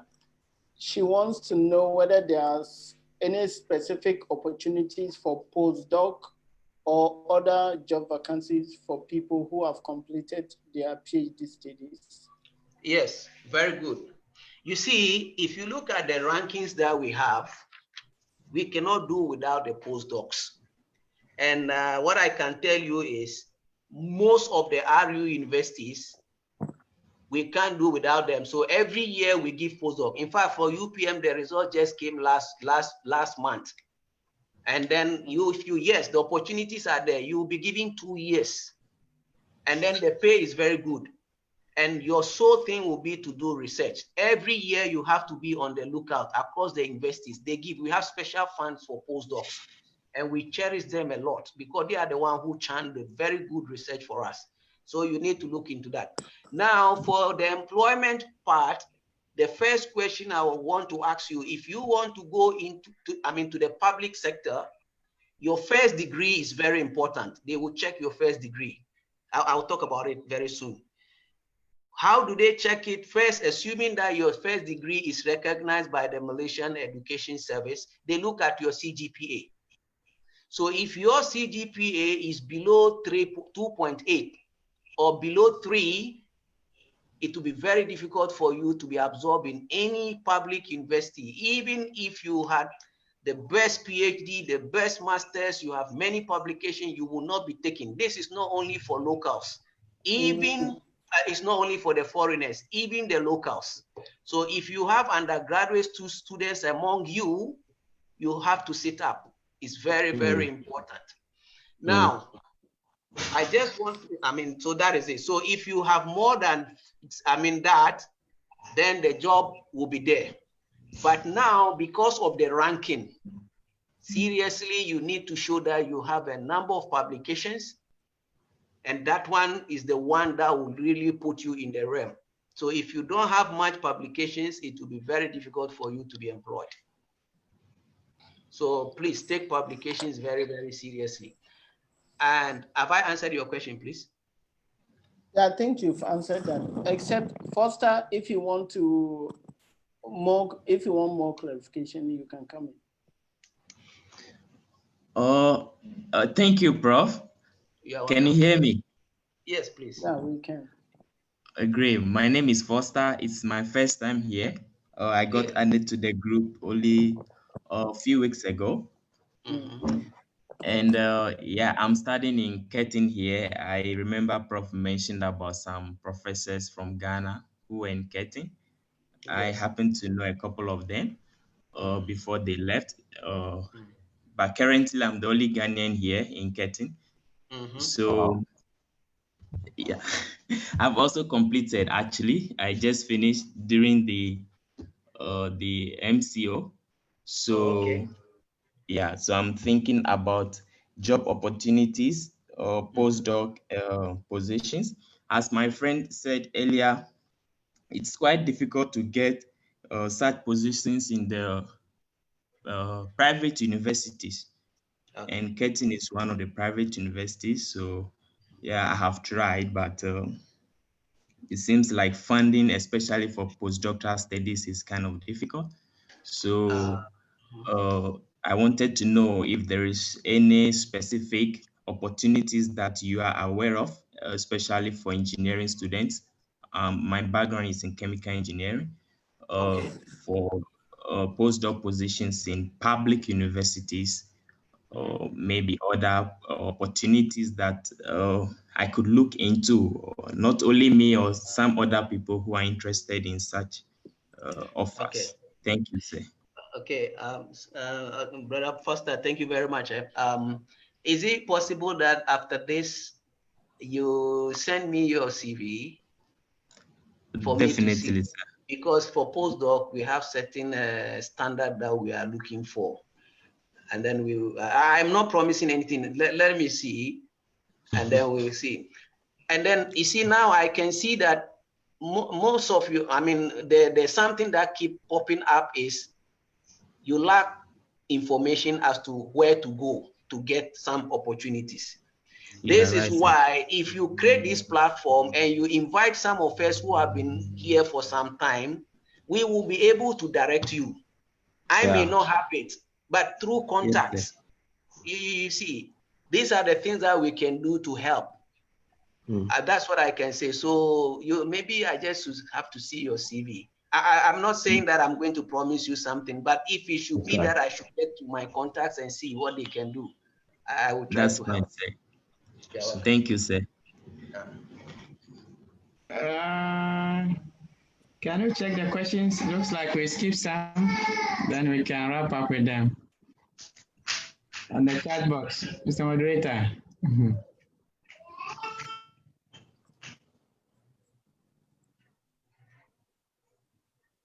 I think we are done with the questions.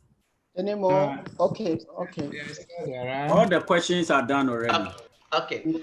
I think that one language is key to assimilate into particular culture.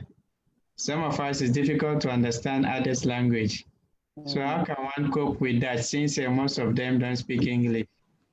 Then number two, why do some institutions here turn away international students when they want to collect data just because they're internationals? And what can we do in this situation? Okay, can I start? Yes, sorry. Can I start with number two? You said they turn international students away. Yes, why do some institutions here turn away international when they want to, like for data collection? Oh, you mean, okay, like they go to some institution in Malaysia to data collection they don't want, right? Yeah. I think Dr. Mutaka, you are the best person to answer this. What I do know is they try to keep their confidentiality. That is something. It's not only you, even me, when I'm trying to write a letter to seek something, when you are a foreigner, sometimes they want to keep some certain things to themselves.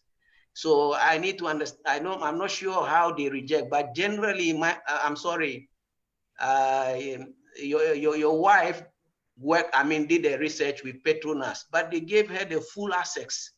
So I'm not sure about what you are saying, but yes, some want to protect their own things if they don't really believe you or they don't know much about you. I don't think they will give you the information.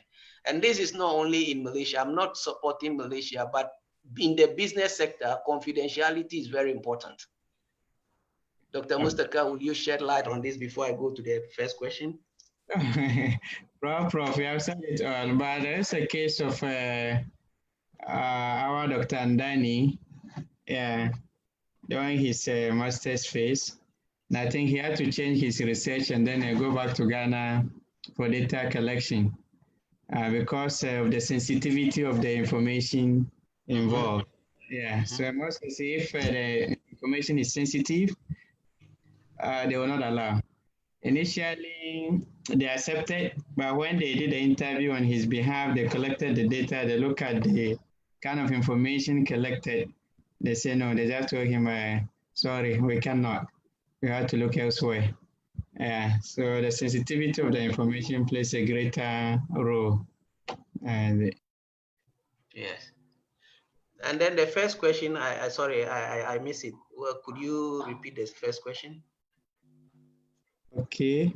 The language is key to assimilate into a particular culture. So some of us, it's difficult to understand others' language. So how can one cope with that since most of them here don't speak English? I think this is give and take. In the first place, if they don't understand your language and you are here, make an effort. You see, it's like this. One thing I know is at least they can speak basic English. I'm not sure which area, but the fact is, you see, when I came here, personally speaking, I'm not a fan of rice. I'm not a fan. So when I came, I felt sick because for me, I cannot be taking rice. I can't take rice even one or every day. So I felt sick and I went to see the doctor. So the doctor told me that what's happening. So I told him. Then what he told me that is either you eat or else. So now you are here. In the first place, you browse and you saw that these people are this. They cannot speak this language, whatever. But wouldn't you think that is an opportunity for you to learn a new language? Wouldn't be an opportunity? So for me, these kind of barriers, it's become too much of imaginary. That is why in UPM, UIA, whatever, it's a must you need to take basic Bahasa Malaysia. So I'm personally speaking from my point of view, initially it could be a challenge, but I think you have to break the barrier. At least get the basics. Okay. Thank you very much. All right, then the last question from the chat box. Prof, please, do you think you could start any agri-based foundation or something such to empower interested students in Malaysia just to prepare us for Ghana future? I should do what? Sorry. Whether you could start any agri-based foundation or something like that to empower interested students in Malaysia just to prepare us for Ghana future. Yes, this is why we have to come together. I have to get the numbers. You see, this is why we have to come together. And then you see, most of the students, like as I'm telling you, there are some students who just went home and they are doing very well. I can even send you pictures. So we need to come together and then we see, maybe you are in agricultural economics, you are in this part, how do we harness together? And together we benefit. And even that will enhance your job status quo when you go home. I think it's a very good idea. But again, going to the same point, to organize Ghanaians to come to a rallying point is very difficult. It has been a headache. It's not only students, even we, the professionals. It's very, very difficult for us to be cohesive. So I think this is a very good idea. For me, the establishment is there. So it's up to us to kick it started. Thank you very much. Okay. Thank you, Prof. I think moderator, time is fast spent. Yeah, sure. So we want to thank Prof for that insightful presentation and a very interactive session, trying to guide us, trying to tell us what to do to understand the culture of a society we don't know much, to tap into the opportunities and the resources. Please, Prof has shared, he has done his part. It is we those who really need it, we need to act. So the action is now on our part. Let's come together, let's act. Let's try to ask further questions. Prof is always available, and I'm sure at any point in time, he will make himself available if we request him to come. So please ask further questions, act when there are challenges, reach out to all the doctors and the professors we have here. We have the resources. We found ourselves here, so let's make the better opportunity for ourselves. So I'll just invite Dr. Muntaka to add some few comments, then we get a closing prayer. Just perhaps if Prof has some final thoughts to share with us, then I come in. So Prof? I think all has been said, but for me, to be very honest with you, one thing that I will pray every day that we should do is to come together. And let's have some mutual trust. Our differences will be there, but let us have a common platform What I see is that sometimes too much of suspicion. For me, like I told you, that's why I gave you my setup, my background. Until today, that has really, really helped me a lot. So please, let us learn to trust ourselves. If you are too much attached to your religion, you are too much attached to your tribes, we are going nowhere. And we are in a, what do you call it, in a terrain that we need each other. So let's come together. That is what I can say. And please let us try as much as possible to learn a lot, and then try to see the good aspect of the country that we are in and see how we could use it back home. You get what I'm saying? They need us. So if we are here, we come for our parochial interests and whatever, it will not help us. So please, it's very, very dear to me. For me, one day, my plan is to go back home and establish my own NGO and train people, very practical agriculture. Go do it. Whether you get certificate or not doesn't matter to me. The most important thing is you must be productive. And I want to change the scenario using different technologies. Very simple, but appropriate. So please do your best and don't think for yourself only. Think for the continent, think for the nation. Especially Ghana deserves so much. Sometimes it's really, really sickening that we just cannot make it. Look at where Malaysia is when we have everything. So please don't let politics divide us. These politicians are for themselves. Let us see us as one body and do what is right. Thank you very much. Thank you. Thank you. Thank you so much, Prof. And then we appreciate your time and everything shared with us. And do remember that. Hello, you can hear me? Yeah, we can hear you. Okay. Just to highlight that our next agenda, due to time, will not be able to go on. That's why earlier I posted the question on the platform. It's a matter arising from our previous meeting where we need to... Dr. Musaka, you don't mind, am I permitted to leave? Yes, Prof. Thank you so much. Thank you. Thank you so much, Prof. All right. So much. Okay. Yeah, we really appreciate it. Yeah, so please do share your thoughts on the WhatsApp platform. The topics we've already discussed with Prof Osman, Prof Ali, and the rest. And then we are looking to get more of the professors on board. So share the topics that you think we should have sessions on so that they will pick it up and fix this for our seminars or workshops. So please do respond and let's have your views.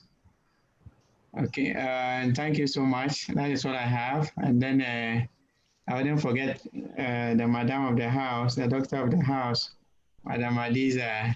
So thank you so much for being with us always. Okay, and then our President, thank you so much. Thank you. You may perhaps, if anyone has something to say before we wrap up. Maybe can we think of our next date of meeting? Okay. Actually, I wanted later I'll follow up with Madam Deborah. One of the matters we discussed last session was to have the Basa Milayu class with Prof Ali, but I think she's been quiet. So perhaps we will send forms, like a good form, those, or even on the WhatsApp, those who are interested, so that we'll see the numbers and we can get Prof Ali. We see how best we can have sessions on. So that is it.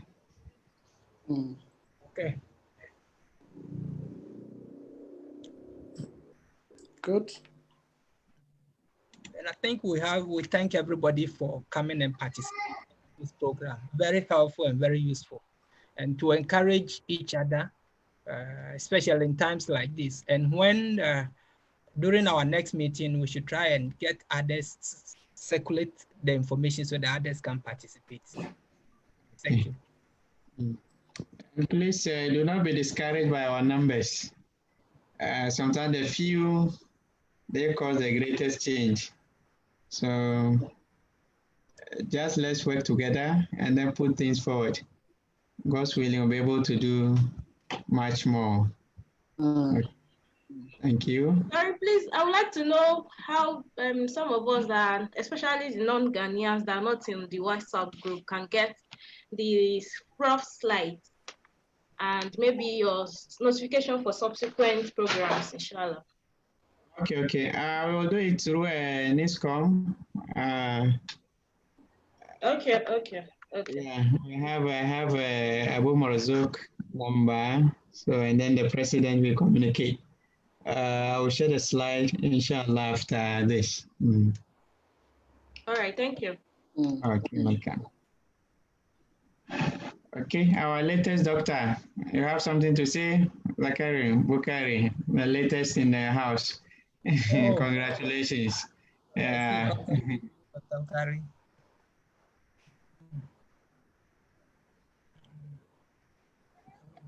We cannot hear you.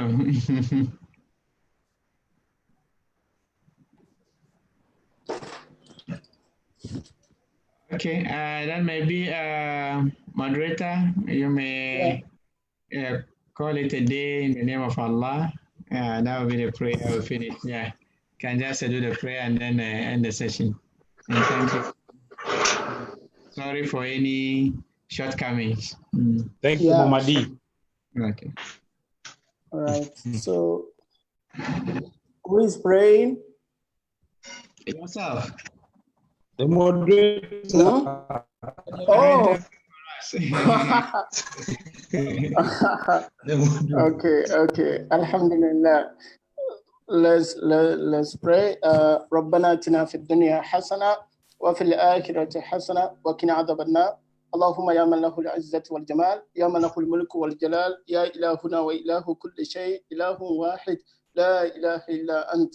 ربنا آتنا في الدنيا حسنة وفي الآخرة حسنة وقنا عذاب النار. اللهم صل على محمد وعلى آل محمد كما صليت على إبراهيم وعلى آل إبراهيم، وبارك على محمد وعلى آل محمد كما باركت على إبراهيم وعلى آل إبراهيم في العالمين إنك حميد مجيد. والسلام عليكم. If you need translation, we can translate. Maybe next. Wow. Oh, you okay? I can. Okay, next time we do it in English because of yeah. Okay, thank you so much. Okay. Madam Sylvia, no worries. Things will be okay. Thank you. Okay. All right, thank you. Deborah on the line, can you contact me after this, please? Thank you. Okay.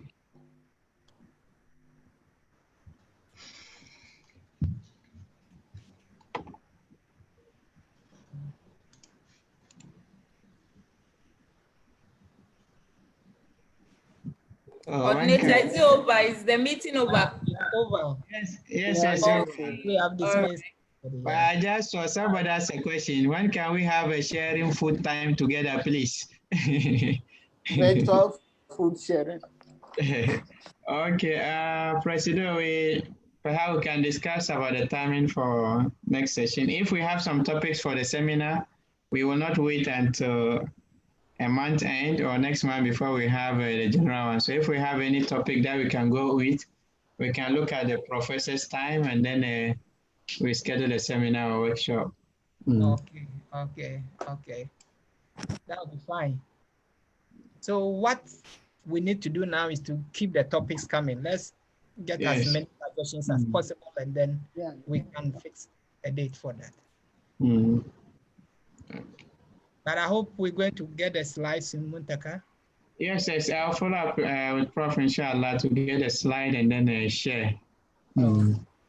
That's fine. That's fine. Okay. All right. So now. Okay, moderator, you didn't thank yourself for moderating. Thank you for moderating. For the wonderful moderation of the session. Thank you so much. Thank you so much. Okay. Moderator, remember, don't eat all the wachi, okay? I'll definitely bring some when I'm coming. Don't forget your gari is already here. I know, I'm aware. Okay. All right then. Okay. Thank you, everyone. Okay. Bye. Yeah.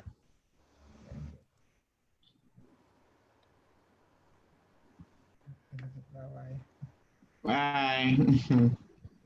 Bro Hisham there. Zakar Bukar, you're online. We can't hear you. Assalamu alaikum. Salam. When you're doing, we can't hear you.